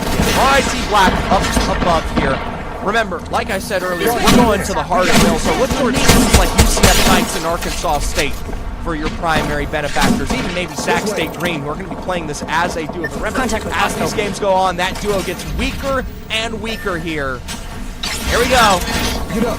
This way. Even still, you do have Rampart Newcastle available. A lot of that space towards the southern side is going to be playable. If you save your castle wall, you save your walls appropriately, you should be able to make that work. We could get quite a few teams here because it's both sides of the field still eligible. They still fight the field inside, the outskirts of it, etc. The Raveling Christian Esports, they gotta think Texas here. The Longhorns have both horns out on the prowl. Now the charge rampage rips through the backside, and Abilene Christian Esports find them in 13 here. Now Charlotte Niners, they gotta make big decisions ahead. That castle wall is on the ready. Port play from Golfy. They'll be looking out for space ahead here. Arkansas State holding against what I think is Sac State. Could still have just as much ahead to deal with. Still though, one of the better positions to work with. They are going to get someone on the Mills height here. We'll have to see who it is in a second. Jack the Ripper just trying to peek this one out for now. They're just going to try to hold as much space as possible. You can already see from that map we got huge rotates on the way here. Sheila from Jack the Ripper and a Newcastle wall extended. Indiana University, they're the team on height. They'll turn their attention towards these late rotates in the back. And you have to imagine with that bamboozle, it's Iowa State. They're the only roster that plays Mirage here. Cabal and the rest of the team need to keep moving forward. A great beam on the height, but the charge rifle will finally contest. But that's MST. That's not Cabal. Where did they go? Asian Hulk Bro's got a knock in the kill feed against Tommy Salami, so it's a pinned maneuver against MST here from Indiana. Arkansas State just as low, though, as they get a knock on Kai Rose. That's the University of Hawaii, stuck with nowhere to go. Our winners from the first two games dropped from Arkansas. Now Slashy Medusa with a knock from UCF Knights here on the outskirts. Quick revive from the Newcastle to pull them back together here. Sac State are going to try to punish as best they can. ISU finds the end of MST as we breach into our single-digit placements remaining. Sac State as a duo. Reload for reload. And we got 1, 2, 3, 5 rosters stuck inside the mill. Texas White, RIT here. They're on the outside with 2 other teams down below. Indiana now trying to take space up on height. Had a good burn, and they got the flesh bound, but in the end, he's not the knock. Mobile shield for mobile shield. But Sheila's trying to split this one there. A slight one, and our asses will go down. Now in a 2v3 scenario, they can't overpeak this because there's so much down on the low ground. Indiana, though, just trying to keep this one alive as they're looking for the rotate as well here. A 2v2 for them. A port play back. Charlotte Niners down. Factor out. Swipe the final remaining member up on height here. Sac State now is a duo, and I can imagine the Iowa State Farmers have arrived. They'll lose out Ace Hog Pro down below. A trade. A hip fire. Indiana finally pieced apart here. Smoke and a shield swap down is... You don't want Arkansas State to get the full thirst here, but you don't have a choice. Meanwhile, the outside, as chaotic as it gets, Throps trying to keep the dream alive, but you run straight into the Prowler's necessity. There's minor height, there's minor rocks. The UCF Knights have found themselves a castle for Kingdom Come, and for University of Buffalo, well, Knights make short work of Buffaloes all the time. For the UCF Knights, they've got outside just barely to themselves there. Meanwhile, the ISU Farmers have found the key roster. Double members down in a 2v2 scenario. That's more KP found. I believe the UCF Knights might be the full 3-man roster, but this revive will get them back into play. Charlotte Niners playing as a solo. Arkansas, the same can be said, wants to try to stick these revives behind the box, try to go recast, but instead finds just about nothing. It's beautiful tracking though. It's Charlotte Niners in open v open roster competition. Doesn't mean moot here. UCF Knights taking wide sweeping angles, but the ISU Farmers wanting as much KP as possible. Arkansas, you've made it far, but you can't make it further in the face of the Farmers. 3 squads remaining. ISU's a full force. UCF Knights going for a revive. They've just been punished. Eventually their plans. A shot from Group T. ISU Farmers, as much as they don't want to be here, they've got to be at their best. Now a 2v3 situation after a reset. The number 7 squad from Premier. They hate playing this game. They hate this meta. but in the end, they are as good as it gets. A dub on the day for the ISU Farmers. Congratulations. Absolutely phenomenal. A shout out to ISU. I want it to be known I had 0 damage until Zone 4. That's about as edging as it gets. You know the ISU squad, they love to edge. Congratulations. Let's take a look at the scoreboard. And of course, Lewis. Here you go. I know you said exclamation point now. Here you go. I'm going to pin that in chat for today. There you go. Group T said, I literally killed 4 teams alone. Give some credit to Kamal where it's due. Albeit Kamal is a very, very humble gentleman. He will attest that Group T probably did kill those 4 teams alone. Let's get the refresh and check our game 3. I asked y'all before this game, over, under 7.5 KP for the University of Hawaii. They found themselves 5. Sadly, it is going to be the under. So let's get our next prediction. Here we go. Start prediction. Over, under. ISU Farmers have had 5 KP, 5 KP, and 12 there. Let's go 6.5. A little bit halfway for the ISU Farmers. All right, KSU. Here you go. 5 minutes on the board. Get your bets in. 6.5. Can the best do it? Can the best represent? Well, in the end, I think they take the height of our lobby today. The highest score we've seen thus far, 24 points. An insane 9 kills from Group T. And better than that, this is always something extremely fun to watch. With only 1,907 damage dealt, if we take into account that most players are going to be between 150 to 200 health. If they were all 200 health, Group T has absolutely been utterly perfect. If they're about 150, the man is literally exquisite when it comes to picking up this KP. Genuinely, so accurate. No extra damage expended, gets the job done. This is the reason why the ISU Farmers finished 7th overall in Premier League. That is the top division of Collegiate. We've been asking all lower bracket long, where is this roster? They showed up last week, finished 1st in Game 6, and now with that dub in the overall standings, they get 36 points there to join their 12. ISU Farmers are very likely now moving on to the next round. 36 points is that statistical average, and if they put up even 0 points here moving forward, they are likely fine. RIT Black, with their 3rd place finish, will work into it. Shout out to Throx, I believe, ratting there in the end. 3rd place is pretty big. I'm going to go back to the game 3 because we're done ISU yapping. 3rd place for RIT Black, the UCF Knights. Don't know why that port play happened. We were so busy watching ISU, we didn't get to quite catch why that occurred. I can only assume Throx was a thorn in the side of RIT Black, or we were overextending, right? I know Sloshy Medusa kind of likes to look for those early knocks to try and third party. Maybe instead got re-knocked from ISU instead. We missed it a little bit. In the end, 13, 11, 10. There's UB with 6 KP. Shout out to them. 5 KP for Hawaii. Even though they don't win that game to add to their 2, it's still another 6 points. Let's take a look at our overall, of course. Hawaii, confirmed. RIT Black, confirmed. Iowa State Farmers, pretty much confirmed. UCF Knights, not far away at all. For teams like Arkansas State, this was one of their best games yet. 10 points there off of that game 3. They are now in a very safe situation before we get into our next map. There's U Buffalo, Kaiser Navy, the Gamerhawks, Indiana University, and Texas White. Sadly, premier roster Purdue Black doesn't quite make it as far. Sac State Green, as a duo, now are officially knocked out of the top 10. ISU Red, the sister squad of the ISU Farmers, also struggling.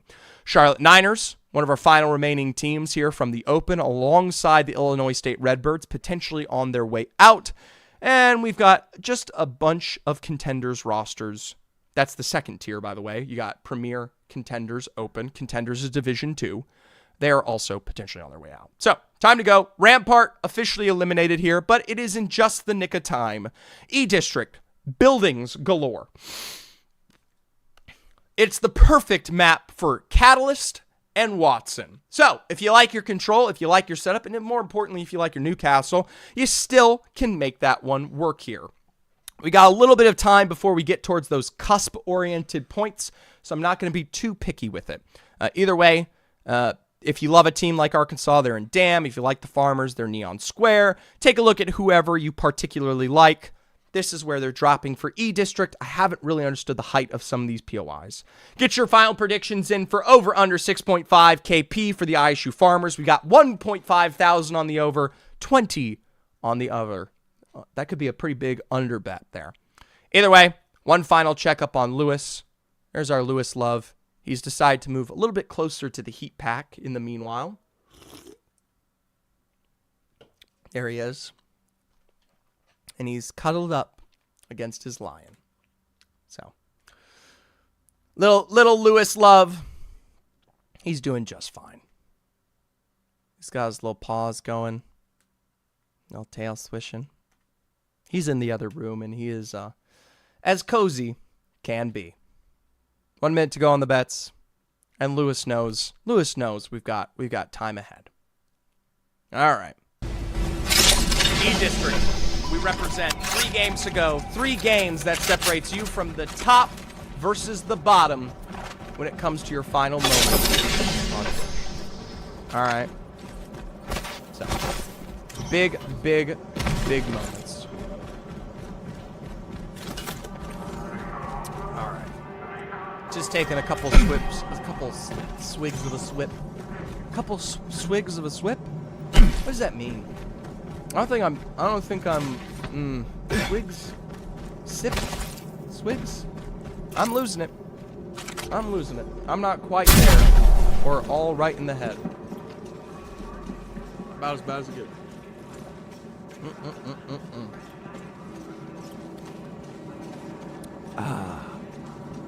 Yummy. By the way, we didn't talk about it, but if you're interested in seeing the upper round and how that is going right now, check it out. Meanwhile, the Iowa State Redbirds, as open as it gets, they still haven't escaped the bottom 10. Judge, Lex, Revickson, struggling for now, but still finding knocks onto Mojo. 2v2 area, walk right into the bullets here. Barrel down, the Judge responds, upping, line up on height there. Nice crack and a follow-through.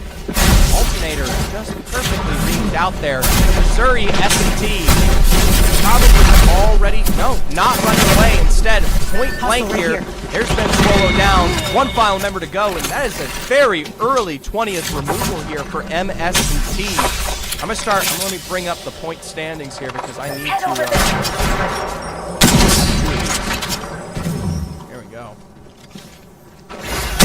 MS&T 16th right now. So, tough spot to be in, especially this late into the game. You do not want to be losing out on your exchange there. Meanwhile, the Charlotte Niners, the same could be said. 14th overall with 7 points. Needs a big game. Golfing will find that knock onto ACU's Guardian, and man, oh man, Echo almost sends himself off the edge here. A chase underfoot as a climb up to represent with even more as Abilene Esports are down and out. 19th overall and now 19th movement here from our game. Georgia Tech Gold surviving in the Galleria. Lost out in Kazi. Remember, that's your Newcastle. That's your 5 support, but University of Buffalo, no better to say the least. 2v2 scenario, but a revive that has come through now in the face of Newcastle. Not a situation you want to be in. Any further knocks likely Newcastle resets. Georgia Tech Gold here, holding out for a hero at the end of the night. Instead, probably just finding some really good pressure activity. But still, Kazi leaps forward there. Prism is low. Behind the Moby will find knock for knock. Prism shot from the other side. Has to turn this around. And with the minor advantage they have, they almost lose out on that one. U Buffalo here eliminated. Remember, another roster, actually not struggling, but 6th place with 21. That early exit could come back to bite them. Indiana University could now potentially punish Georgia Tech Gold. They were 18th before this game with 4 KP. There's the scan. And Indiana now know they have a roster next to them, but just going to play height on the choke. They don't know how bad it was, and instead, they don't even do that. They're calling for the rotate. My observer has very clearly seen the absolute catalyst of conflict here up towards the west. Hawaii, Fort playing for the Evo and shot out from their building there. I talked about the Watsons coming into the gameplay. This is going to be building for building held for a lot of these squads here when we talk about these late game positions. Fence line with the pylons Target down spotted. right behind your Newcastle wall. You're going to see that a lot. And it's going to make a lot of these Target really over there. aggressive plays hard to happen. You might not be walking in the caustic gas, but unless you catch someone on a rotate like the Illinois State Redbirds are doing right now, maybe not the best situation to fight into. For the Redbirds, though, we want to see them succeed. Tough and out, 17th with 4 before this game. 3 points in their game. Not going to be able to break the EMP as it slides through. Judge and Lex are hit there. Has teleported this one away, and they've got that port to work with. They'll break the drone. That's minor, as the EMP has already come through and really has been dissuaded. Instead now, trying to choke this out, but instead, really nice play from their opponent. Utilizes the port to get their way out. Plays off a sloshy Medusa, trying to get that ultimate further away. Sneaks around, and everyone teleports to it. Really, I mean, just really nice from the UCF Knights. Sloshy on the sneak away, and Let's go here. a couple of rosters setting themselves up on the outskirts of, I mean, this is a bit of Blossom? Hold on. I hate here. It's like a bit of Blossom, a bit of Neon Square. No, Boardwalk. Boardwalk and City Hall. And this is my issue with these kinds of finishes. Nice shot. Massive nades. They're not going to leave their building for that. They want to. They desire the option. But because this is such an endgame position, and mind you, also because there's so many teams already here, you can't really commit for it. E-District has a lot of these spots, especially towards that city and boardwalk, where you don't get the best of commits. Now, there are teams that we've seen like Bellevue who will take that advantage. And so as we get towards playoffs here, December 6th and 7th, you make a mistake on E-District, it will come. The Utah State Goats, they're pressured back there from Red. The quick heal, and the USU Goats are not safe right now. 15th place with 7 points. They got a long way to go, right? They do not want to take an early fight that they are already sniffing out to be ineligible for success. A lot of teams just going to take their time, ride this one out. Even Kai not healing this, I can imagine, could be farming Evo. Right? You pin it, put it on the Newcastle. They know just as well as anybody else that right? So it's not really risky, right? So has anyone made a Zephyr cat joke yet, says Tobrick? They made me meow like one. They redeemed the 10,000 redemption to have me now. So, you know. All right, Texas White. That's fleshing good damage down, but like I said, you got those Watson walls clear as day on the other side, and the best thing you can do is just burn resources. That is the height of play here for so many of these teams, all right? All you can do is burn resources. Even there, Texas White and Arkansas could have fight that. Oh yeah, I clicked it and saved it to my hard drive. Shield cell here. Enemy here. Tough. Maggie is here. Reposition over there. Yeah. Heads up. And you got an enemy. I mean, they're look at that. Byron gets knocked on the hole. They're farming. They're farming Evo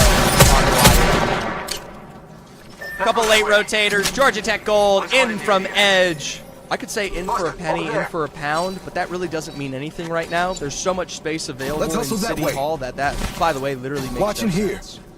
All right, so Iowa State Redbirds, Illinois State, and there's the Iowa State Farmers. They're not afraid to fight. Zephyr, when are you playing professional Apex? The minute EMEA? Here, my friends from EMEA, invite me. I'll play a split of professional Apex. Why not? You know, it won't be good. It'll be bad. I literally can't aim anymore. I've just only casted. So, but I'll at least be able to say I played in Pro League. You'd have to travel here for it, though? Right. That is tough. Do I have to travel if I'm a coach? Can I be a coach? Am I eligible for the coach slot? I'm actually, I'll say this, not a bad coach. There's definitely a couple of teams in EMEA who could maybe learn a few. clip from Jam. Coaches can be cross-region, just not players. Okay, there you go. There you go, guys. Official Pro League level coach, separate. Just need friends in high places to let me ride that one for. All right. EMEA is a fun region to coach.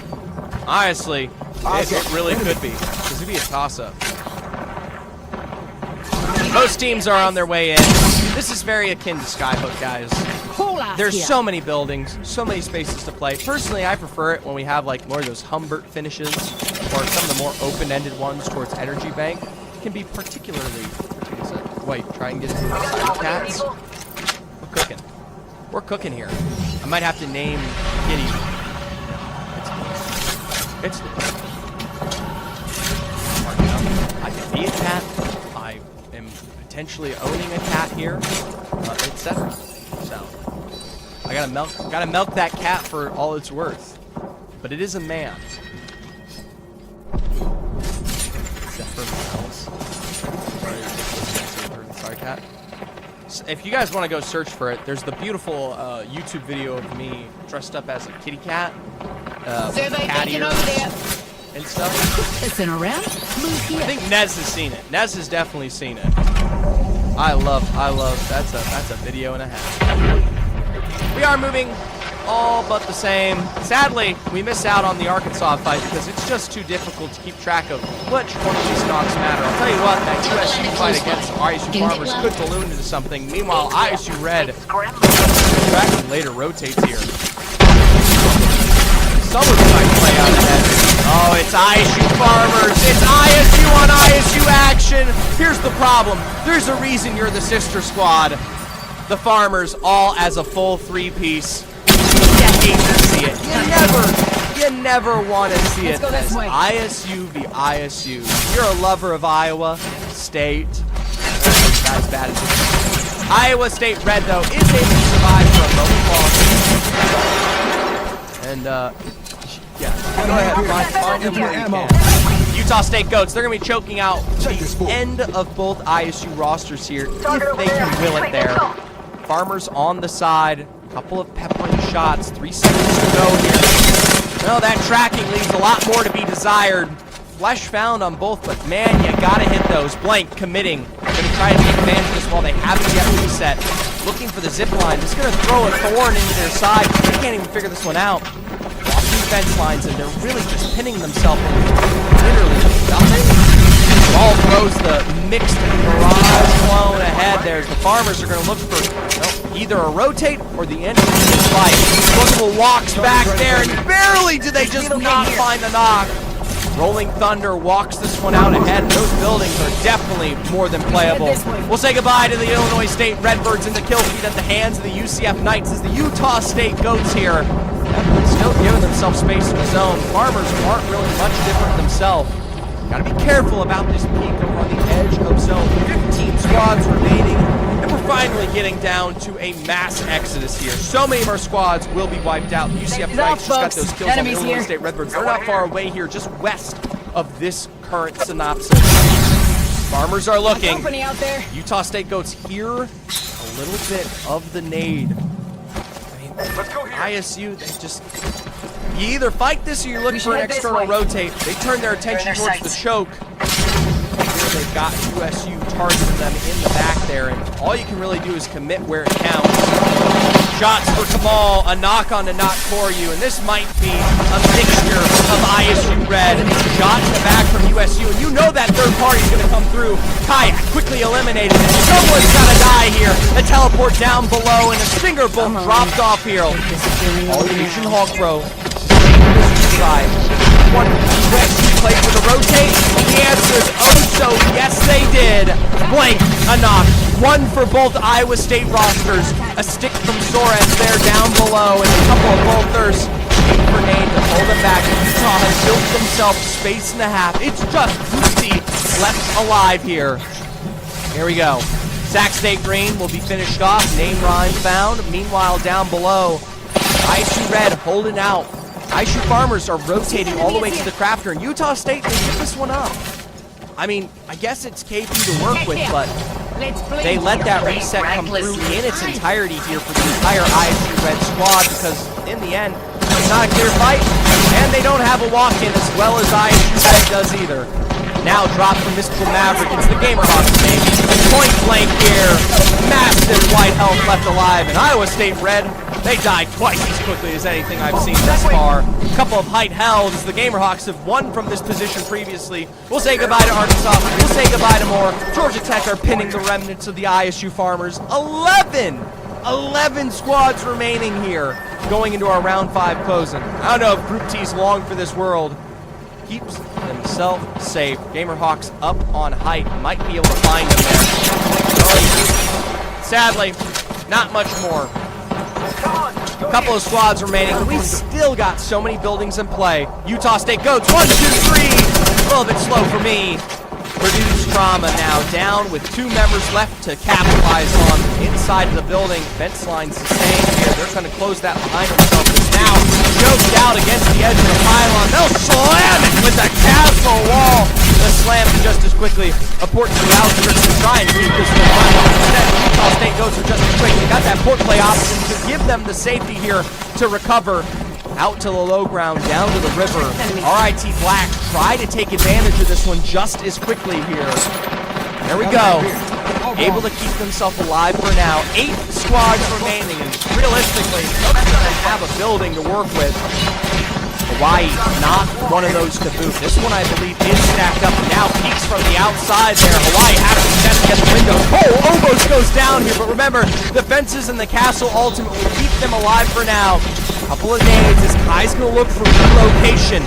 Get them out of Dodge. Charlotte Niners are up on height here, and they're starting to beat this one out. It's a beautiful burn, and Cole goes down nonetheless.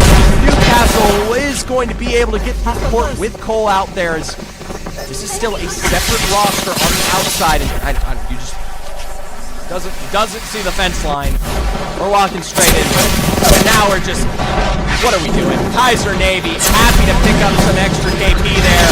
Myra, though, is moving on ahead here. They already go from this exchange and peeks from the other side. The USU boats will trade for trade. This is bad. There could be a third party at any given moment, and you've lost out to Goth. You've lost out to Newcastle. Gamerhawks Navy, they swoop into the fray here and find the full wipes that lead. There's still one left alive, but you've cleared out your backside while you have the chance.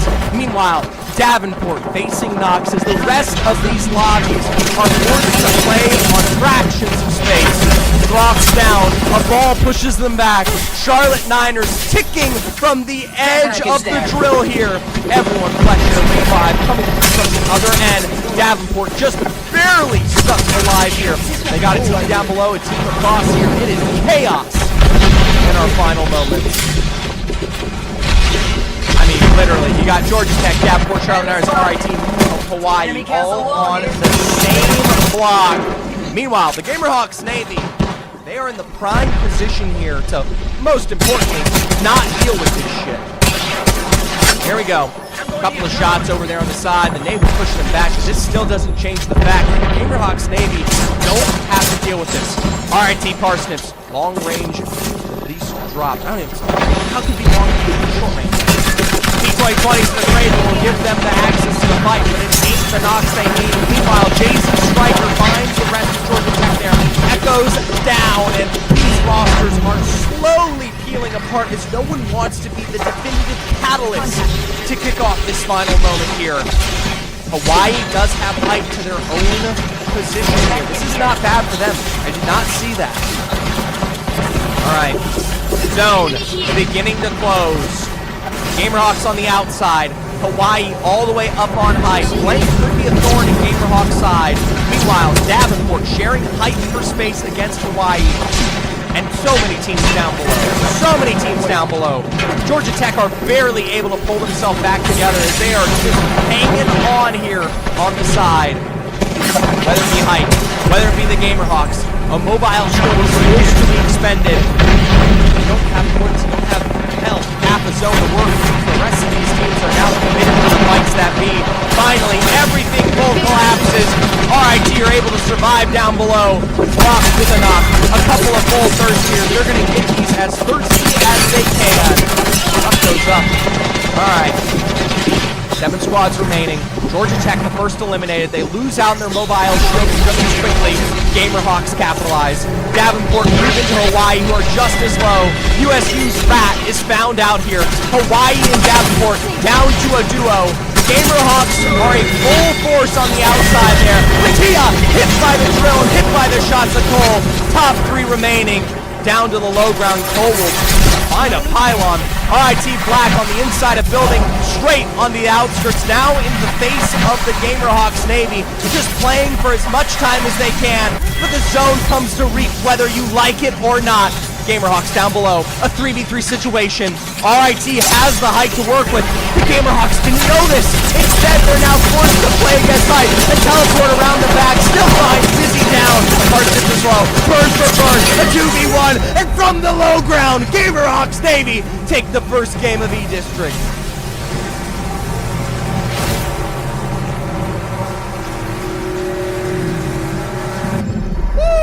We have our Apex champion. My lord!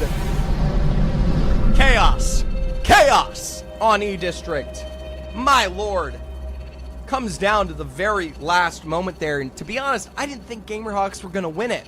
A beautiful play from Reverse Dizzy to utilize the port of the altar to throw them off their tracks, right? Because then you get the split focus. In that moment, whoever you were targeting is left more healthy. You're also getting shot in the back. You might get a couple of knocks, but you're just realistically leaving yourself open there. So the altar can be a very big distracting entity. We're back to the scoreboard. We're back to Little Lewis for now. Let's get our predictions out here. We still got a lot of time on the board. I asked y'all, ISU Farmers KP over under 6.5 off of that game 4. Looks like we are talking about a 2 with 1 KP. They did not pick up much. Congratulations to the under. Let's get our next prediction here. We have the Gamerhawks Navy with 13. I think they take the height here. Yeah, they set the record for this lobby. 25 points there. Their previous games set them at 3, 4, and 6. Let's do a 5.5. All right, here we go. Over under 5.5 KP for the Gamerhawks Navy. There you guys goes. You got 5 minutes to get your bets in. Meow. Oh, he showed Kitty. He's there. Yeah, we added Kitty to the scoreboard. I'll do the big one in a second. Get your bets in. RIT Black and the rest of these. I mean, we got a huge handhold of KP. Shout out to Utah State Goats and Georgia Tech Gold for picking up the majority there, but so many teams were able to pick up an exchange. Hi, Mama Wig here. Hey, it's a pleasure to see you. I believe you had your birthday soon, if I'm correct. Happy late birthday, if that's the case. I think I saw that. So, yeah, happy late birthday, and thank you so much for the follow. What the? Crazy. You might be surprised to hear this, but I love your son's work. He does a great job. All right. Overall standings on the board here, 60 points for Hawaii as they still lead, and we got bigger confirmations. With that win, the Gamerhawks Navy jump up 5 placements, and they are safe. Premier level roster, leaders of the lobby last week, 44. Zephyr, how does it feel being a cat dad? I don't know yet. It's been 1 day. Ask me next week. So far, I've been not sleeping and feeding, and honestly, it really is no big deal. But I do love Lewis. I love that little kitty, and we'll see how it goes. Gamerhawks are in it, and Coco is excited because why? Charlotte Niners with 8 points right there. +4. The Charlotte Niners have barely made it to the cusp, but they need to keep it consistent, Coco. I know you're pining for this roster to succeed.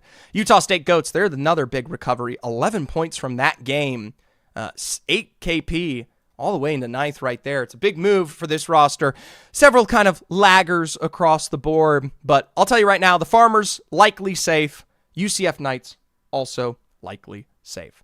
We're down into our final 2 games remaining. So I'm going to get a little bit more aggressive about keeping track of some of these teams. Because right now, even Abilene Christian Esports, 2 good games. 2 decent marginal games. The cutoff is at 17. It's going to jump up to 30, right? 2 good games could be enough. There's a world where I make game 6, not gonna lie. All right. Don't pray for restarts. I'm not big on that one, but hey, maybe. All right. In the end, of course, Abilene Christian Esports with 3 right there. 5 for Missouri S&T Gold. Illinois State Redbirds with 7. And we're saying goodbye to a lot of our open teams right now. Charlotte Niners are barely in it, and Arkansas State a little bit more confident, but 4 points ain't going to keep you in it. You just need to slowly fight your way forward. Really quick, here's the other lobby. Ottawa Garnet jumps up. Augusta with 42. Chopped there, UC Irvine. Texas A&M White with 30. Kind of fallen off. CSU Blue, Texas Orange, Houston. A lot of Texas schools. We got the Cougars. We got the Longhorns. We got the Aggies. IUP Crimson, etc. Oklahoma has fallen off, though. They were in the top 5 last we checked, and now they're on their way out here. So we've got, what is this? A contenders level team. For those of you who are just joining, we have 3 divisions of Collegiate. We got Premier, Contenders, and Open. Premier's the best, Contenders the second best, and Open is the third best. In playoffs, you combine them all. So we got a Contenders level team in first, Premier in second, Contenders in third. UC Irvine, they're a Contenders. White's Contenders. Fullerton Blue, Texas Orange, Red, IUP are all Premier level, and Oklahoma Esports is Contenders. Right now, Premier level teams missing out, who will be joining us tomorrow at 3 p.m. Eastern in lower round 3. You got UT Tyler, West Virginia Wesleyan Kaiju, UCSD Gold, Full Sail Armada, the Florida Gators, and Texas A&M, who are, yes, still a duo today. So not much to be said there. Still plenty of time on the board, and we're focused on lower round 2, where, remember, bottom 10 today in this bracket will eliminate you. We're going to do a little Lewis cam check while we wait. There's Lewis, sleeping soundly. Zephyr, realistically speaking, if you had $1 million or that cat with its magical powers that may bloom into taking over the world one day, what are you choosing? I mean, are we talking about Lewis? Because I'm choosing Lewis. All right. That's all that matters here. Look at that. Look at that little guy. He is a blessing and a half. 34 seconds, by the way, remaining on the prediction. I forgot to say it. Get your bets in. Over under 5.5 KP for the Gamerhawks Navy. There you go. All right, let's jump into game. Doesn't look like we've got Sac State Green, so don't know if it was a disconnect or likely as a duo they have dropped it today. As a result, that would be the first team eliminated here at 15 points. They really weren't far away, so I'm kind of shocked. They might not have had the opportunity to just play this one out anymore. It's not available. So, might be our first team eliminated. The ban coming off into this lobby is going to be the Newcastle. So, you are officially down to the Watson and the Catalyst for your safety, right? A lot of rotational legends still alive. It is going to get more competitive. Of course, last game, we had so many teams able to survive out there towards Boardwalk. Not always going to be the case on this. So we'll have to see how it goes here. In the end, 2 games left to go, and with every fight, I'll be reminding you all, for Sac State, they're not in this lobby this time. RE45 They here. were 14th with 15. The cutoff was 18. I think they just, Backpack here. Couldn't play. Level 2. Bit of a shame. And it's a huge shame because Bofer and Name Rhyme Media. were very, very good as a duo in taking a 3v2 scenario successfully multiple times. It's a shame to see them gone. Little gamer juice there as our zone reveals that we will be going Humbert Labs, so if you were expecting maybe a little bit of some extra KPs, Let's some check out that fights way. to build into, Humbert Labs can have so many rosters.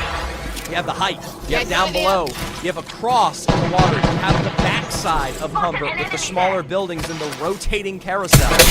For now, we'll jump on over to the Illinois State Redbirds. We saw them last game take this fight against Missouri S&T.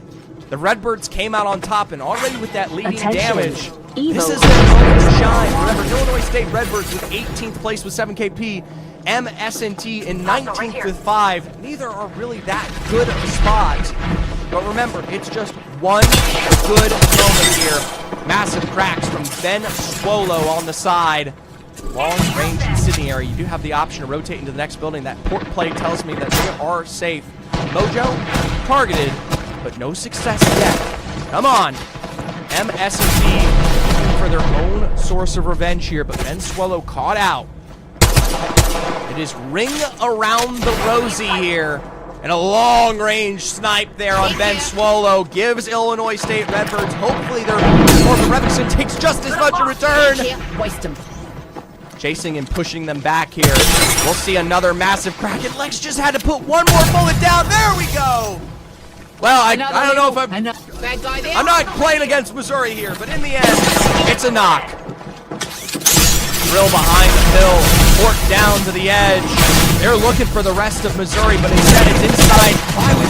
Why would you try to stick with the cell? It had to be a misinput, but instead, Tommy Salami is turning this one around, whether it be on the edge of the height, the stairwell down below. What did we do that for? I mean, Illinois had this, but what is good turns worse here? They've lost out on Lex completely. It is an official 2v3, and if I were you, if I were Illinois State Redbirds, 18th place, top 10 or bottom 10 eliminated, I would leave. By the way, University of Buffalo in the kill feed there, finding something against Hawaii. That's a lobby leader. So you definitely want to keep a watch out on that. For the lower-oriented teams, when you see a lobby leader die, that means it's your opportunity. Come on. All right, Niners check. They are thirding this. I don't control the feed. This is my hands. I'll keep them up in the air. Either way, here comes you, Buffalo, and you've lucked out, Coco. Here's the port play back, and it's Purdue Black. So not the Charlotte Niners there. They're a bit further away than I expected. All right. Wow, never knew that. Yeah. No, it ain't me. I've got my own observer. In the end, I think they're all just going to play this one as safe as possible. You see, it's got to be a very direct 3v3. Davenport starts off something against the USU Goats, the Utah State Goats. And that is Davenport, Michigan, by the way. And we will see. Oh, that's right, 5-minute delay? Yeah. He's using his feet to control stuff. I am multifaceted, multi-talented. I can cast and I can observe. Not with these hands like I use on Tuesday and Wednesday, but the feet that be, the toesies of the Rosies. Abilene Christian University, we check in with them. They are the 20th place team right now. They have 3 points. They have to turn this one around. I can't believe I'm saying Might this. be something good there. We might be seeing the end of Heads them up. here Got sometime soon. Farmers, the most aggressive team in this lobby. Kamal, Asian Hawk Pro, and Group T already finding the tracks that will give them hopefully a full send here. They don't have a really big way to cross this quickly, though. I mean, you're sitting on Bangalore, Wraith, Mirage. It's kind of, So they're just going to let that one go. They're going to prioritize their rotate in. Remember, the Farmers don't really need these. They are currently relatively safe. I don't know what to say about the rest, though. Illinois State Redbirds, by the way, in Missouri, still contesting each other down in the Southwest. Leave. Unless they just pulled off a miracle mobile res, leave. Reverse Dizzy and a trade for the Gamehawks are winners from last game. For those of you who put your bets in, this is big.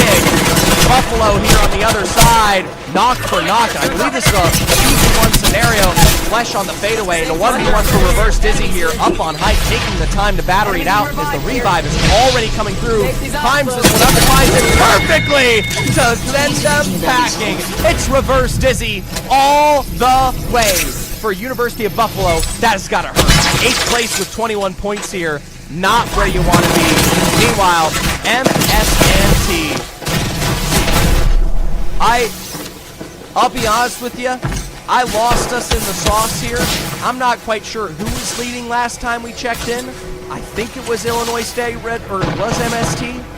Something has gone awry. Either way, one final remaining member. Illinois State Redbirds chasing this one down. They want to confirm that KP as much as possible. Edge of zone, they can hear the heel coming through on the other side, and that's going to be it for MS&T. That is your 19th place team eliminated, and in the kill feed, we did see Hawaii go down. That is the number 1 roster right now. Why is that important? Well, that means your biggest competition is gone. Kaiser Navy in 7th as well. This is a big recovery game for some teams. Let's go We over just there. had U Buffalo in 8th, Kaiser Navy in 7th, and Hawaii in 1st. That leaves only 7 squads in the top 10 left to play this one out. Iowa State Red, I would have waited for the teleport back on that one, but they might have given themselves away here. Meanwhile, Georgia Tech Gold face first into some Arkansas Wolves teeth. They'll find a knockdown on Cassie. Arkansas more than happy to do this one in the final sense. 99 and a whip in the end. They still have some recovery there. Georgia Tech Gold eliminated out. They were in 15th, so they're going to need one huge last final game. 14 with maybe 20 necessary. Meanwhile, ASU already charging what will be their next fight. UCF Knights, they're more secure. Top 5 right now. Indiana University's tracking them. A couple of leaps across, and the FaZe will be the first one knocked down. Indiana University 12th. Right? 12th with 17. Need a little bit more KP. Need a little bit more points. Need a little bit more here. Six up above. Crack found. Factor is the first one to chase this one down. Even still, though, Whip drops to the end of Humbert here. And I mean, gotta be careful how far you commit into this. Indiana, though, really wants to secure this KP. This is a team above them. Arkansas will be full thirsted by IS Red as... There we go. There's the drop on Slosh from Medusa. Arkansas in that. That's your 6th place team. So now we got 7th, 8th, and 6th, and first eliminated. Oh my gosh. UCF Knights could be joining them soon. The FaZe was recovered here. Don't know if it was a port play. Don't know how. But UCF Knights hang on. Indiana University, remember, 12th. They seem like they've got maybe a little bit of attention ahead here for a couple other squads as they tried to sniff out the final moments of UCF Knights, but should probably be prioritizing their next position into zone here. Round 2 closing, and so many of our teams already eliminated. 13 squads left alive. This is highly accelerated. For those who are really trying to capitalize on getting as much points possible, you have to, right? You have to make it count. Right, you need as much KP as possible. Enemy spotted far. Purdue Black, not safe. 11th right now, 17 KP. Very similar situation to Indiana University. This is their opportunity to turn it around. Illinois State Redbirds, by the way, will find an initial knockdown on T-Dobbs. This could be further fighting for Illinois State out there towards the west. We saw him on edge. We could see more. Even still, this is E-District. Illinois, though. There's a knock with one more. That's double knocks from the full first potential. And Abilene Christian University eliminated. That's your 20th place team. Sadly down again. They'll need a massive final game and historic level. Well, not Koryu. They're following through on a little bit of Davenport here, and hopefully we can jump over to one of these. We'll pin a Gamer Hawks and an RIT a little bit. Alright, second place right now. They've got themselves quite a hardy position in zone. This can typically pull up here towards the north or maybe on the outskirts of Humbert. Depends on the extent. How aggressive getting here. I don't know how much it'll matter. Davenport finished off by ISU Red, and this is the ISU Red turnaround. The problem is we've got Big Brother lurking here. Here's the sister squad facing off against the premier level roster. Here we go. ISU on ISU action. Farmers versus Red. Farmers fight. Well, that's natty. Alright. Well, Jamal leading the pack here. All the way up towards the very highest rung. Couple of zips out the way, and Jamal will find some damage down. Oh no, this is not ISU. My apologies. I saw I and S and Red. Instead, it's Illinois State Redbirds. They've been on a bit of a tear, but you'll meet their maker at the hands of Farmers, whether you like it or not here. Out there, ready to decide. Here to call the grass for the week. ISU Farmers are instantaneous on that Illinois State Redbird punishment. Now, they picked up at least what I believe was 6 KP, but that's still only roughly 16th place for the Illinois State Redbirds. Instead, they're going to have to look for... well, maybe not the biggest game, but big tournaments. And it'll start, by the way, with a fight on to probably Missouri again. So wait and watch for it. For ISU Farmers, they're just a threat right now. You're kind of if you're still in this, teams like RIT Black, Gamerhawks Navy, Farmers, 2 through 4th, run, hide, fear them. Right? They're more than happy to be extra confident to send you on a 3v3 and potentially thwart your efforts to recover here. And remember, this is your best opportunity. 6th, 7th, 8th, no longer in the game. So I'm looking at you, Coco. Charlotte Niners. Open level roster. Still in it. 6, 7. Making contact with enemy. The Farmers re-enter into Humber, point blank from the edge of zone, and I don't think they know exactly where they're going. They had not scout this out. Slides this one in. Got there and a chase on the ball healing. They didn't lose out on that one. Still, it is a full burst on Asian All Pro, and for Group T, here on the side, UCF Knights. Let's see if they can set themselves up for a bit better of a situation. Instead, Indiana University are going to find more KP, Kamal over towards the edge. You can see that little Mirage clone, the only man who plays it. You literally saw him throw it. You don't have to check that. Got an idea where it leads. Well, Indiana, UCF Knights are here to stay. Remember how I said earlier with that zone pull, we might be working our way back towards RIT? Well, I'm as right as rain. We're going to be pulling all the way towards the north side, so if you are in Indiana, if you are a UCF Knight, you've got to get yourself some clarity. Meanwhile, Utah beats Iowa State Red. The sister squad, this might be their opportunity. 2v2 trade, and the Utah scores are so low. Doesn't even take time to heal. Instead, the ISU roster are more than happy to clean up the little health that you have. Charlotte Niners and Purdue Black aren't far away here, though. Charlotte trying to third-party this. They have the numbers advantage. 2-3. Charlotte in 10th. ISU Red in 16th. It's been a big game for ISU Red, so even if they go out here, they still could be very good moving into our final game of the day to avoid that bottom 10 elimination. Purdue up on hike. The Boilermakers forging the tracks ahead here. They've got themselves the bare minimum of height of Humbert. Indiana looking for a rotate. ISU just below them, hanging on for dear life. UCF Knights taking wide swings of a rotate of their own here. The ISU Farmers got all 3 members back alive, but runs right into the heart of RIT. This is kind of good, though. If you're a lower bottom 10 roster, you want RIT to fight Farmers. You want RIT to fight the Gamerhawks Navy. Someone like Charlotte Niners, placement in 9th doesn't matter as much right now. You need to survive. Hey! Elizabeth! A fellow friend, a fellow caster. Congratulations on Red Bull. You absolutely slayed it out there. Ready for some collegiate? We're down to our final 2 games remaining. UCF Knights, they're going to find ISU stuck trying to pull off another revive here. Caught out. UCF Knights taking their time, and it isn't ISU eliminating the entirety. Indiana gets choked out by Purdue. The Boilermakers threaten them. They were up on top of Humbert, and they find them. Indiana in 12th. I don't know if it was enough. Right, you still have teams like the Charlotte Niners left alive. It's going to be very tight going into Game 6.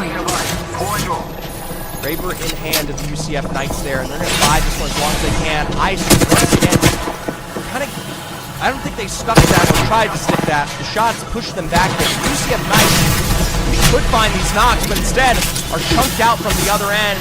University of Texas, done and dusted at the hands of the Gamerhawks. RIT Black now stepping up towards the UCF Knights, and this is like Christmas for the lower bottom 10 roster teams. You want these squads to wipe each other out. You want a better opportunity at winning the game. Help for low. A beautiful flank angle from Parsnips there as the rest is ISU pull off the revive up above. This fight takes too long. You might have an ISU third party from above the bridge. But they'll pull this one back. It's a rotate. ISU tries to get involved, but Asian Hulk Pro is quickly eliminated. RIT are back. UCF Knights are resetting, and ISU's gonna drop right into the middle of them. Mind you, 3 seconds ago, the zone is clothing. Meanwhile, Iowa State Red, the sister squad, finds themselves at the heart of the Gamerhawks. Iowa State Farmers, point blank against RIT. A reload from Kamal means nothing. It's left up to Group T up above. Jay Parsnips back to their building and zone, and now Craven shot. Final purchase there. 150 on the card, and a final beam from afar will put the Iowa State Farmers down. Top 6 remaining. Purdue Black, 11th place, needs to keep this one chugging along. They've got themselves the hard hat building, but UCF Knights in 5th. They're not as risk averse. Remember, they are more than fine. The Charlotte Niners just above UCF Knights here. They're playing this height line. They are slightly separated. Those could get shot out. Now with those shots there, Charlotte Niners need to look for UCF Knights. Long-range shots from Purdue, and I believe, if I had to guess, that might be RIT. Either way, the Watch defenses make some of these final moments so difficult here. Shout out to ISU. There you go. The Gamerhawks come in. Oh, and the Gamerhawks weren't even in that fight. They were all the way long distance. That's why Mr. Mavericks using the G7 Scout. For the Charlotte Niners, they take it too wide of the game. They get shut down. Gamerhawks will take their time to reset there, but ultimately, we're down to just one. Gamerhawks now looking for maybe final moments to crown a successor, but we got a tiered cake situation. Purdue Black, Iowa State, Charlotte Niners, and Gamerhawks all sharing the same building. UCF Knights and RIT Black on the outskirts, down below. They could be the benefactors of this game, but both are in the top 10 already. If you are looking for the lower lobby underdogs, you want squads like Purdue Black to come on top. You want ISU Red to turn this one around. You want Waukee to find the knock-on reverse dizzy up above. You don't want Gamerhawks in 3rd place to keep on living. Not Koryu finishes the job from ISU Red, that we break into our best placement opportunities. Remember, 5th place 4, 4th place 5, 3rd place 7, 2nd place 9 points, 1st place 12 points with every additional KP for 1 additional point here. This is where the placement truly matters, especially when we're talking about top 10 elimination here. Purdue will keep on the outskirts with golf. They're already down. UCF Knights already trying to get in just as quickly as they can secure that full thirst. Playing the cart. Let's go this way. Here we go. UCF Knights on the exterior. Takes their time. Remember, it's these outside positions that can play out so well. ISU take the height away from Gamerhawks Navy there a second ago, but RIT Black still the furthest on the exterior. Charlotte Niners just hanging on for your life. Remember, Charlotte Niners in 10th place overall. This is a good position for them. Remember, top 5 is great placement. RIT Black in 2nd. They've got their eyes peeled on ISU Red, and it is a great drill from JB. Charlotte Niners is found as a solo. The UCF Knights have lost out on 1. They're choked out from the edge. A Maggie Ball will find nothing here, as they will still find a knockdown on Purdue. It's beams for beams for beams for beams. ISU coming from height as Purdue Black slowly rotate further into RIT. Purdue Black choked from the end, and the train will run its course. Not Koryu eliminated. One final member of ISU, and RIT are just biding their time, dealing with that final remaining member. They're all full force, and the nades do nothing in the heart of a pylon. A nice knockback, a zone play there, and for RIT Black, a dub out of your penultimate game. You're in a hot zone. Congratulations to RIT Black. They were already You're not secured safe there. in 2nd place with 51 points. But that right there, it just puts you on top. Rochester, you lead the competition. Here we go. For those of you who are just joining us at the height or the climax of our playoffs, we've got one more game to go. Bottom 10 teams will be eliminated. Right now, that starts with the Charlotte Niners. They lose out on the tiebreak against University of Buffalo. As good as that game was, all the way to top 5, they only get 1 KP, so it wasn't excellent. Teams like the Utah State Goats, they drop into the bottom 10. Buffalo, Kaiser Navy, Arkansas, we talked about early exits. That is usurped by rosters like Purdue Black and Iowa State Red. A 2nd place finish with 16. A 3rd place finish with 23. My apologies. Let's take a look at that game because Iowa State Red with 3rd place, 23. Remember, that's not even the height of placement.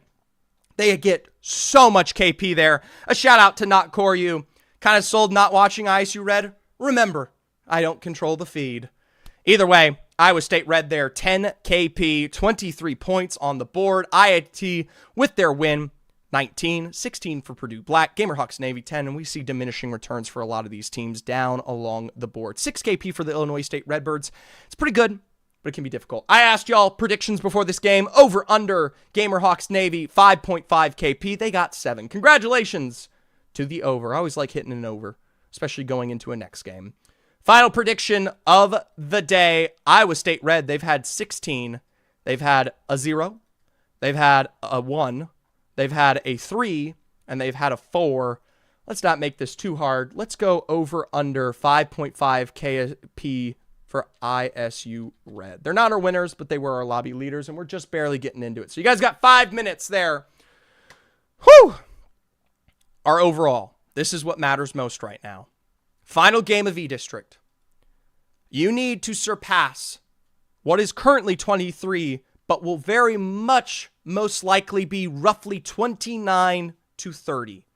For teams like Charlotte Niners and Indiana University, that's not too hard. 6 points. 9. 9 for U.S. State Gold. That was Utah State Goats. I apologize. University of Texas there. And we start seeing bigger point totals you need to surpass. Massive numbers up to, what I say, 29 or 30. You got to get like 15-point games for Georgia Tech Gold. Sac State, I don't even know if they're joining us anymore. Even squads like the Illinois State Redbirds, that 7 points is pretty, but you've got to take flight here in your final moments. Remember, elimination, what does that mean? We're in stage 1 of Octane Collegiate. Next year, 2026, that is the next time we would see your roster if you don't make it through.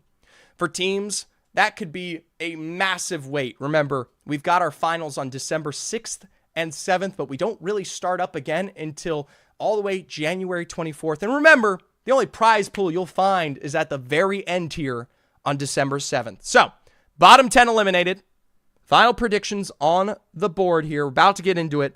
Over under 5.5 KP for ISU Red, who, by the way, from that game, are now secured. They join their sister school roster, the Farmers, the leaders from Premier League, the contenders roster from Red, in the top 6.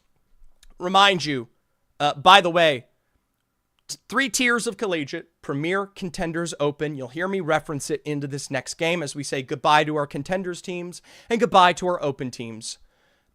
First tier, Premier League, the best. Second tier, Contenders, slightly less. Third tier, Open. All right, so teams like Premier are expected to make it. RIT Black, Hawaii, Gamerhawks, Farmers, they're all Premier level. UCF Knights, though, that's a Contenders level team that has snuck in. The same can be said for teams like Kaiser Navy and Buffalo right now. Arkansas State is an Open level team.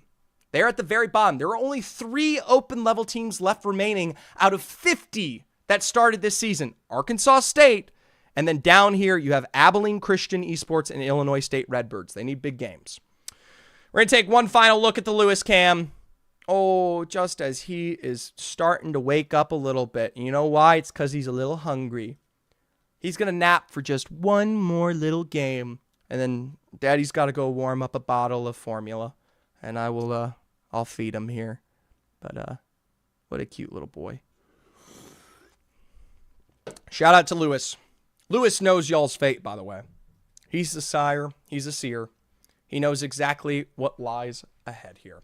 I'll be keeping track of it as we get into Game 6.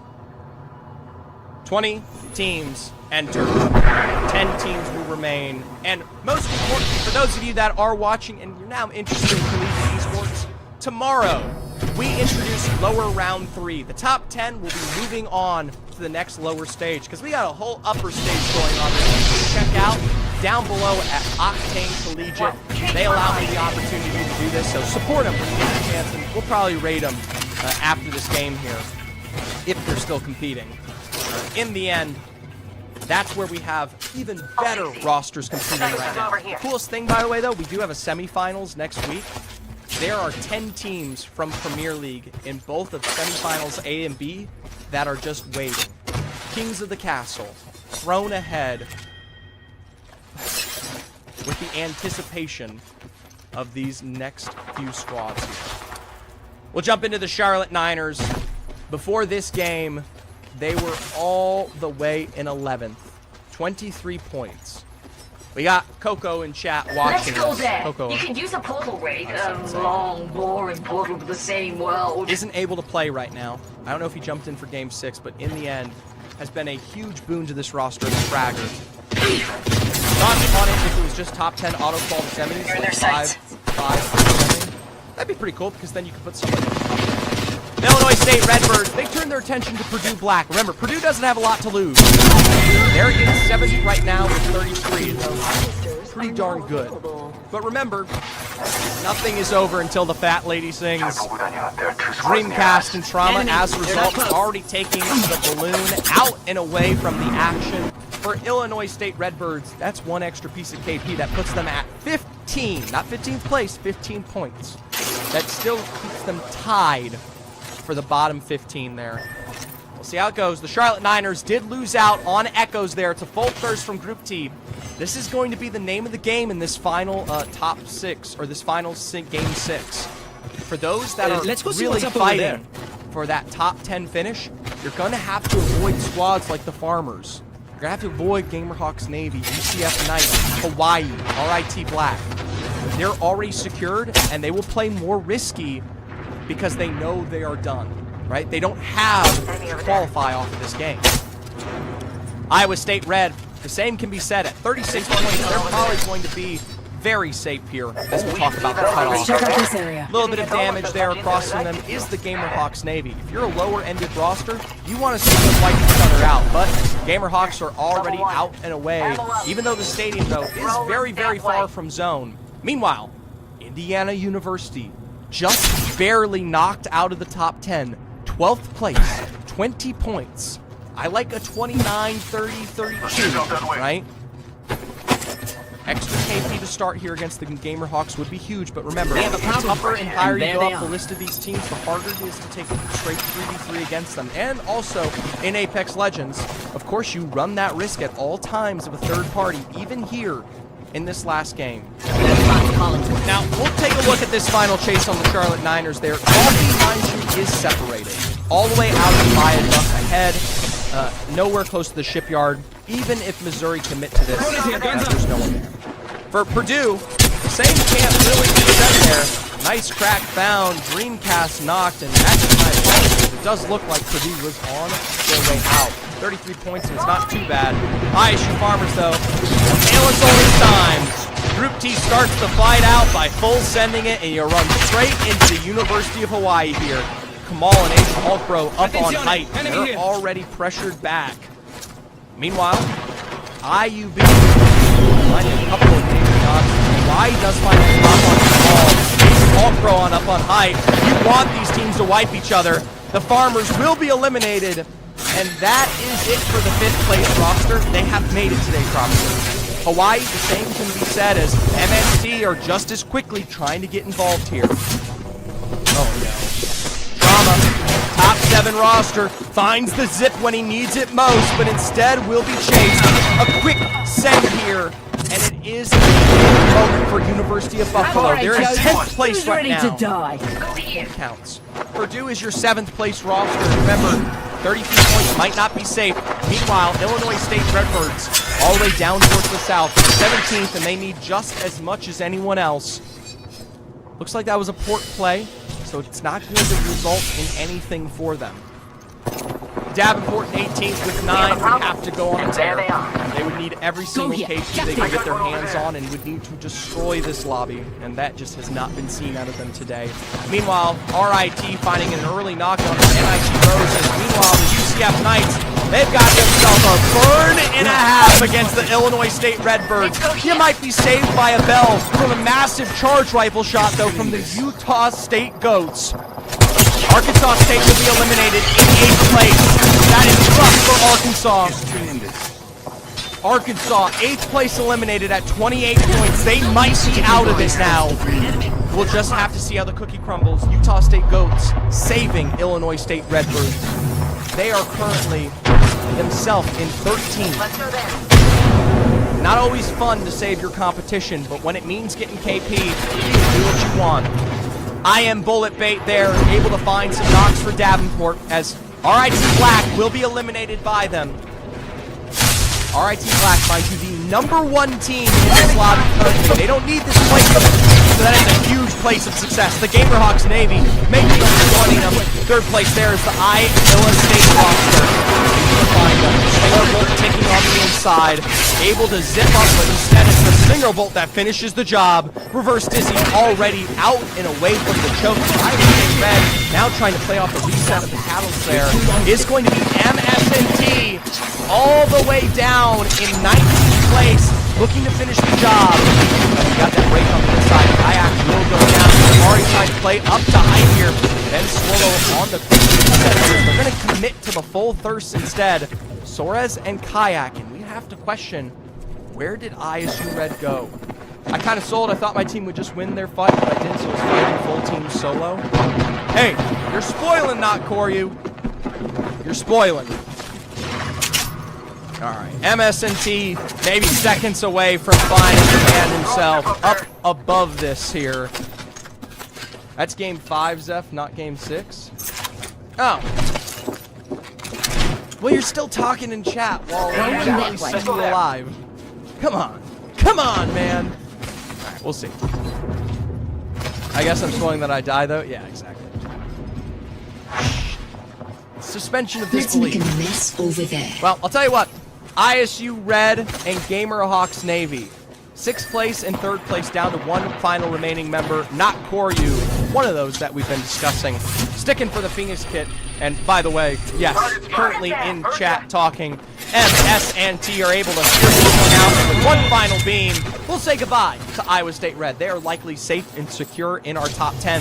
For MS and T, they join many of our lower 10 rosters, hunting for every piece of KP they can get their hands on. The Charlotte Niners not far away, but once again, so disgustingly split after their reset. MS&T can potentially find them caught out here. Charlotte Niners with 23 points. They're going to be shot down. That's Golfy for one. But the rest of the team is already on their way out. One in draft point, one heading towards the north there. So likely to still continue to compete. The Utah State Goats, 13th place overall. Had a couple of pieces of KP here. U Buffalo, though, Charlotte Niners and Kaiser Navy are still taking long-range havoc shots, and I'd say change to the charge rifle that you can hear popping off just behind your shoulder. Blank pushing forward ahead here. Support from the other side is too risky to follow through upon. Instead, walks this one out. Might have lost this one now. Gets a little too confusing here, and that's reverse Dizzy. Instead, though, might have been shot up from the other side. The Gamerhawks Navy out. Another top-oriented team done here. 3rd place. I believe that's 1st and 3rd. Gone from the game. Maybe the same for Hawaii. I don't know. Starting to lose it here. Illinois State Redbirds all the way down in 17th place. Like I said, you got to find your way to the dub. Got to find your way to the dub. Davenport, one of their bigger teams eliminated in the bottom 10. 18th place before this game, and even with that KP against RIT, I believe we see the end of our Davenport roster. I love I Am Bullet Bait. I love Matiha. I love Jay-Z Striker. But that's it. A contenders level roster eliminated. Abilene Christian University, by the way, one of our open squads in 20th with top 4. Here's the problem of sticking in the building there. Sometimes edge into a dub is a little bit more successful. Looks like we got a little bit of UB versus Kaiser here somewhere along the way. We should bolt that way. Hawaii is still in the game. Rip Jay-Z Striker. Jay-Z. Charlotte Niners coming in oh so late here, straight into the heart of MSNT. There might be one member to keep this one alive. They'll dive, duck, and dodge through the edge of the Catalyst wall. That's not the final remaining member there, but Missouri going to hang on tight. Here's a problem with Missouri, though, I will say. In 19th right now, really taking their time on the edge of zones to commit to so much of this team, so many of these 5 remaining members. At some point, you gotta commit to the dub. The Charlotte Niners were able to get Golfy back into play here, as it looks like we'll see them, Echoes I believe, all the way running out there towards the west. And we'll check in with them later. They're gonna put themselves pinned in the middle of zone. How reintroduce a boardwalk finish. Remember, last time it was a Gamerhawks Navy win. I thought it was gonna be from height, but instead it was from the low ground. I still have high pedigree for what will be high ground finishes here. Utah State Goats, they are oh so far away and gate kept by University of Hawaii. And honestly, if you want to make it into the top 10, you've got to succeed against the best of the best. Albeit, we have the dramatic irony of knowing that Hawaii is gone. They've taken a sail and they've swam away and they are on their into the zone. And so for, well, the likes of Utah, who are currently sitting in 13th, you got some time. UCF Knights finds Knox on to Echoes there, and I think that might be one final remaining member of Charlotte. Yeah, one final remaining member of Charlotte in your kill feed. Hawaii's going to third party the backside of UCF Knights. Illinois State Redbirds sharing a very close building to Abilene Christian Esports, both of them in the bottom 5 overall. We're going to look at this wrap. MS&T coming up right behind Hawaii and UCF Knights. Hawaii, UCF Knights in the top 5. MS&T in the bottom. UCF Knights will be eliminated by Hawaii there. That's competition versus competition done now. MS&T trying to third party this, but unable to really find a good LOS or at least source of where Hawaii is. Finally, across the valley there. They'll find it, but I think it's just a little bit too late. Not the cleanest exchange you would need, and yes, Hawaii is all up together here. 11 squads remaining, folks. So many of our bottom 10 left alive. 10 squads down. I'm pretty sure that was the Charlotte Niners. We miss it in the map feed.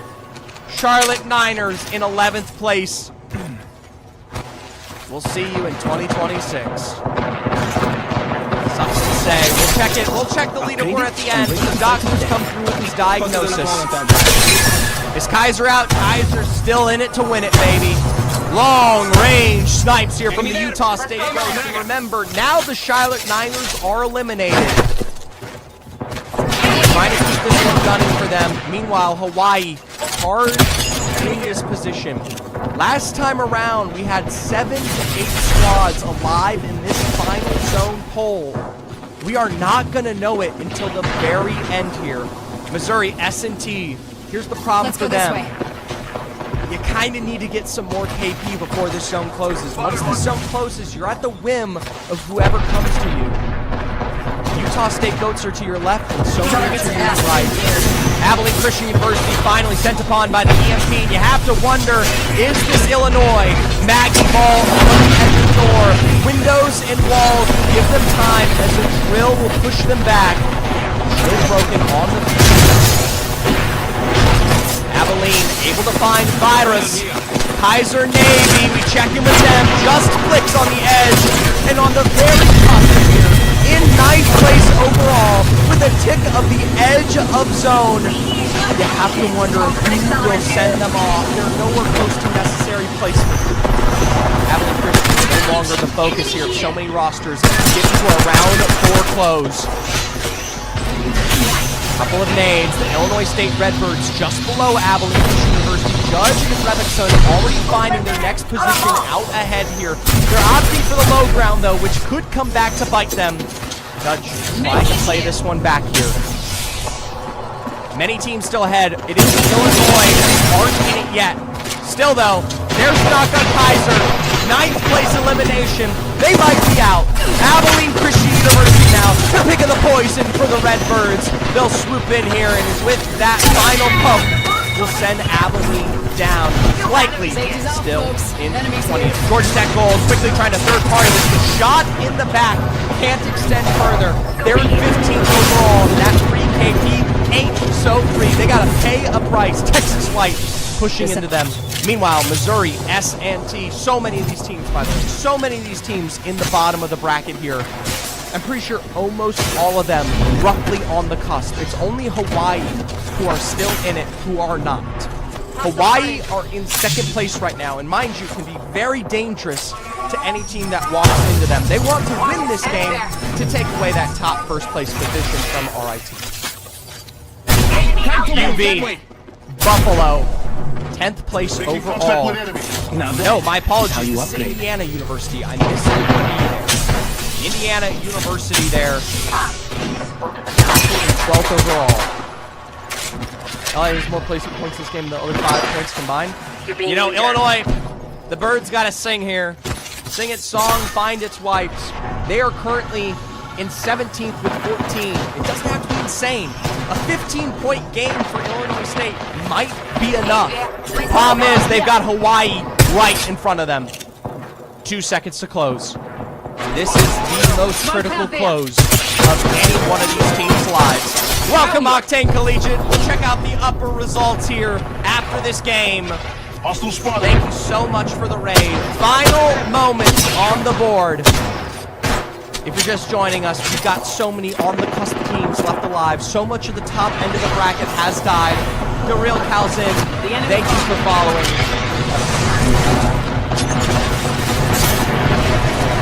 Save your follows for the end.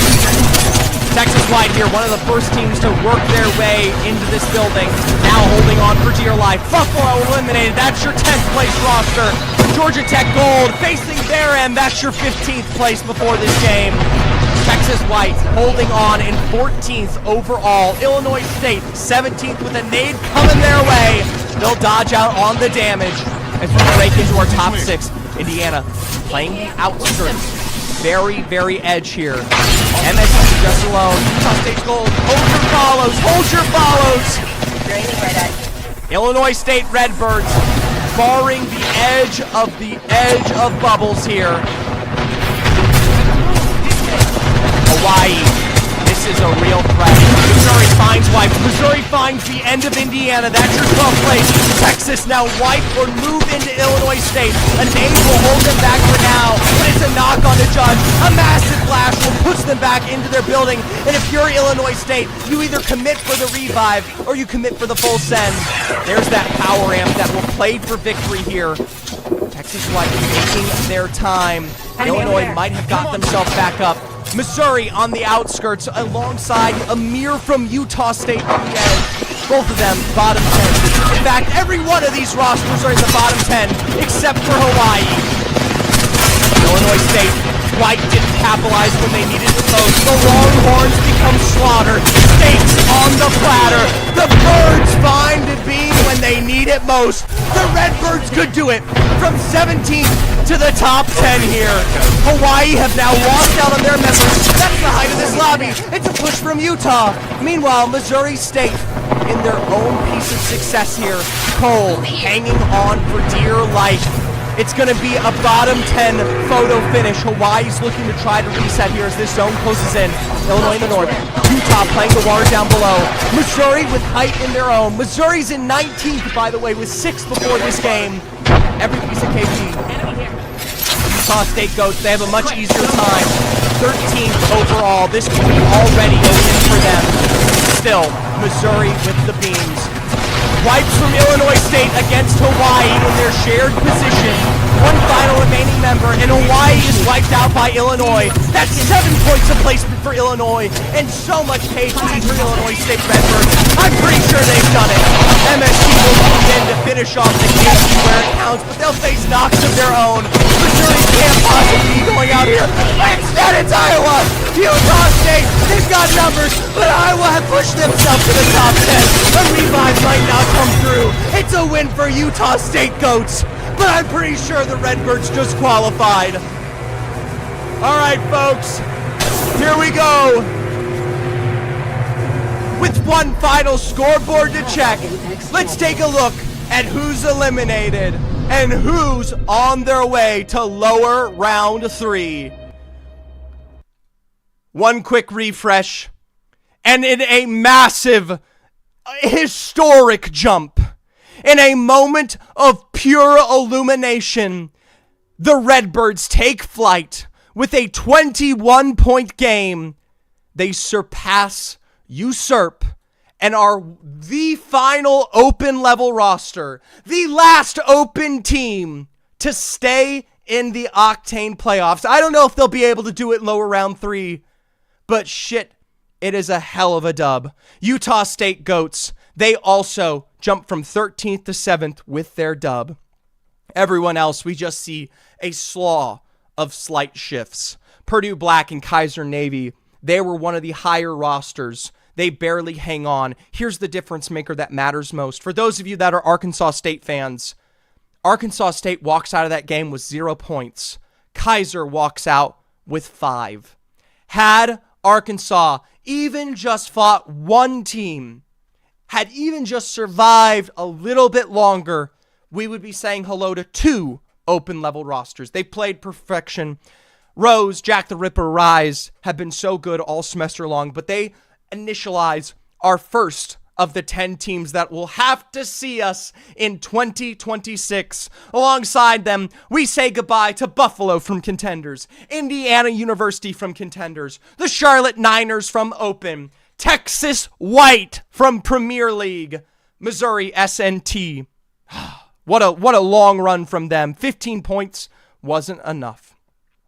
Contenders, Georgia Tech Gold here from Contenders. Sac State Green, sadly, as a duo. Might have been able to do it. Contenders, Davenport Contenders, and Abilene Christian University from Open. I think I got one of those rosters wrong. It was Open Charlotte Niners, Open Abilene. Congratulations to our top 10. Hawaii finishes the day with 74. RIT 72. Gamerhawks Navy with 55. There are 3 premier teams that lead. UCF Knights from Contenders. Iowa State Farmers from Premier League have a much, much better day today. They join alongside their sister roster just below them, Iowa State Red, one of the few teams to maintain both rosters into our final moments here. Utah State Goats from Contenders, Illinois State Redbirds from Open, Purdue Black from Premier League, and Kaiser Navy from Open, or from Contenders. It has been a monumental finish here. These 10 teams now will move on to lower round 3. So let's take a look at our final performances of the uppers here. Garnet, Contenders. Augusta Premier, Chopped, Contenders. Fullerton Blue, Premier. Oklahoma, Contenders. Florida, Premier. UC Irvine, Contenders. Texas A&M White, Contenders. Texas Orange, Premier. West Virginia Wesleyan Kaiju, in the nick of time, in Premier, make their way forward to join our semifinals rosters. Congratulations to them. They mark the next 10 teams to join our already 20 committed to semifinals A and B. Sadly, for these teams in the top 10, they will now meet up against a hungry and absolutely aggressive IU Pennsylvania Crimson from Premier League, Houston Red, the Cougars from Premier League, the Guelph Griffins with the man Future Streams himself from Contenders, UT Tyler from Premier League, Georgia Tech Navy from Premier League, UCSD Gold from Premier League, Full Sail Armada from Premier League, but CSUDH from Contenders, Penn State Blue from Contenders, and yes, Texas A&M Maroon, who had to play as a duo today, from Premier League. That will be tomorrow at 3 p.m. Eastern. If you want to see this this bottom 11 fight this top 10 right here, that is tomorrow at 3 p.m. Eastern, 2 p.m. Central Time, or noon Pacific Standard Time. Yo, Zephyr, really glad to see how much your stream's going the last few years. It's because of y'all. It is an absolute pleasure constantly getting to showcase the best of the best when it comes to Collegiate, and I hope to do it in every strive forward, whether it be Pro League, Challenger Circuit, Battlefield 6, who gives a damn? I'm made and bred to cast, and this is what I love doing most here. I give a little glaze to Texas A&M. Show cat before you end. All right. Little catatonic moment here. There's Lewis. He turned around. That's my baby. New baby, and you can see him just breathing there. He's about to get fed. He's a cutie. And he is going to join us tomorrow. All right. He's going to join us tomorrow for our lower round 3. I want to thank you guys all for tuning in today. Fishy, DeReal, Kane's in. Thank you so much for following, by the way, while I was in the middle of that. I did want to highlight those games as much as possible, but I do appreciate those follows. And for those of you that subscribed today, Palm, Donut, OY, once again, thank you. You guys are giving us one quick, maybe leap towards some extra gear for Lewis here, as we might dress him up as time goes on. So, here's the schedule. Tomorrow, 3 p.m. Eastern, 2 p.m. Central Time, noon Pacific Standard Time. That's when you're going to want to jump in for Losers Round 3. All right? We're going to go on a big break during Thanksgiving, but we'll come back December 6th and 7th for semifinals and for finals of the Octane Collegiate Premier League. Beyond that, December 13th and 14th, I'm running my own tournament. My money and some sponsors' money on the line for a draft level tournament. All right. Want to see some of these up for what semifinal lobbies currently look like? Sure. Send it to me. We might look at this real quick before we sign off. For those of you, by the way, find me someone to raid before we go. I know it's not a lot, but find me someone to raid. When's the draft for that tourney? It is looking like the draft, the captain's draft for my player draft tournament, will be on December 3rd after scrims. Okay? So if you're interested in seeing, possibly, if you're a player, who's your captain, or more importantly, if you just want to see some more collegiate action, of course, it will be that next game. All right, so. All right. Let's see. DM'd. All right, we got a little DM here before we sign off from OY. Let's open this up. Open link. Hold off. No Lewis. All right. There you go. Oh, my apologies. I moved it to the wrong link. Here is the suspected current semifinals lobby standings here. Here we go. Bellevue, KSU Gold, Ottawa Braves, Fisher, KSU Black. Oh, wow. You got KSU versus KSU. Insane. Western Outlaws, Alabama, Utah Valley Black, Minnesota, FSU, Augusta, Fullerton, Florida Gators, Tamu White as a contenders level roster, and West Virginia Kaiju. Of course, Cumberland, Southern Miss, Utah, SJSU Blue, all our premier teams right there. Joined by, of course, Ottawa Gaming Garnet, UCSC Chopped, Oklahoma, UC Irving, all from contenders, and UT Orange. You know, UCSC's still in it. Lobby 2's insane? No. Lobby 1 is insane. There is one contenders level team in Lobby 1. There is 4 currently in the Lobby B. Bro said Lobby 2 insane. Lobby 2 is not insane. Lobby 2 has a broken Cumberland, a decently good Southern Miss, but not as aggressive. They play a pretty smart game. Utah, who is very good. But past that, I mean, we start getting into some messy rosters. Meanwhile, Lobby 1 has full send-your-face Bellevue, previous champions, mega star misplays from KSU Gold, Ottawa Brave Inters, Fisher Esports Inters, KSU Black, who has done so well this year, and then, yeah, the rest. I'm just going to say it right now. Lobby 1, you do not want to be in Lobby 1. That is the get hunted lobby for those lower level teams. Lobby B, at least you kind of have the opportunity to play a smarter game. Okay? That's where I'm at right now. We'll talk about it more when we come back from our Thanksgiving break. But tomorrow, we got lower round 3 first. Say goodbye to Lewis. Say goodbye to Zephyr. I want to thank you guys so much for tuning in today. Tune in tomorrow. I'm going to raid someone here. Let's take a look at who is available. Anybody? We don't have many people left standing to raid. Anybody distinct? Anybody from the collegiate scene? Anybody not from the collegiate scene?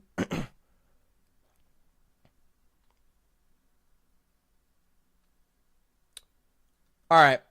I have someone to raid. I'm going to be doing a charity tournament with this person on December 14th. I'll be casting his charity tournament.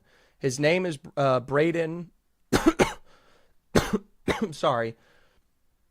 It is Braden Michael. And so we're going to give him some love. His stream is just about to start here. But I'll be doing a charity tournament with him. So you'll have to tune in for that as we make our way towards the holiday season. As for the rest of you, thank you guys so much for tuning in. I will see you tomorrow.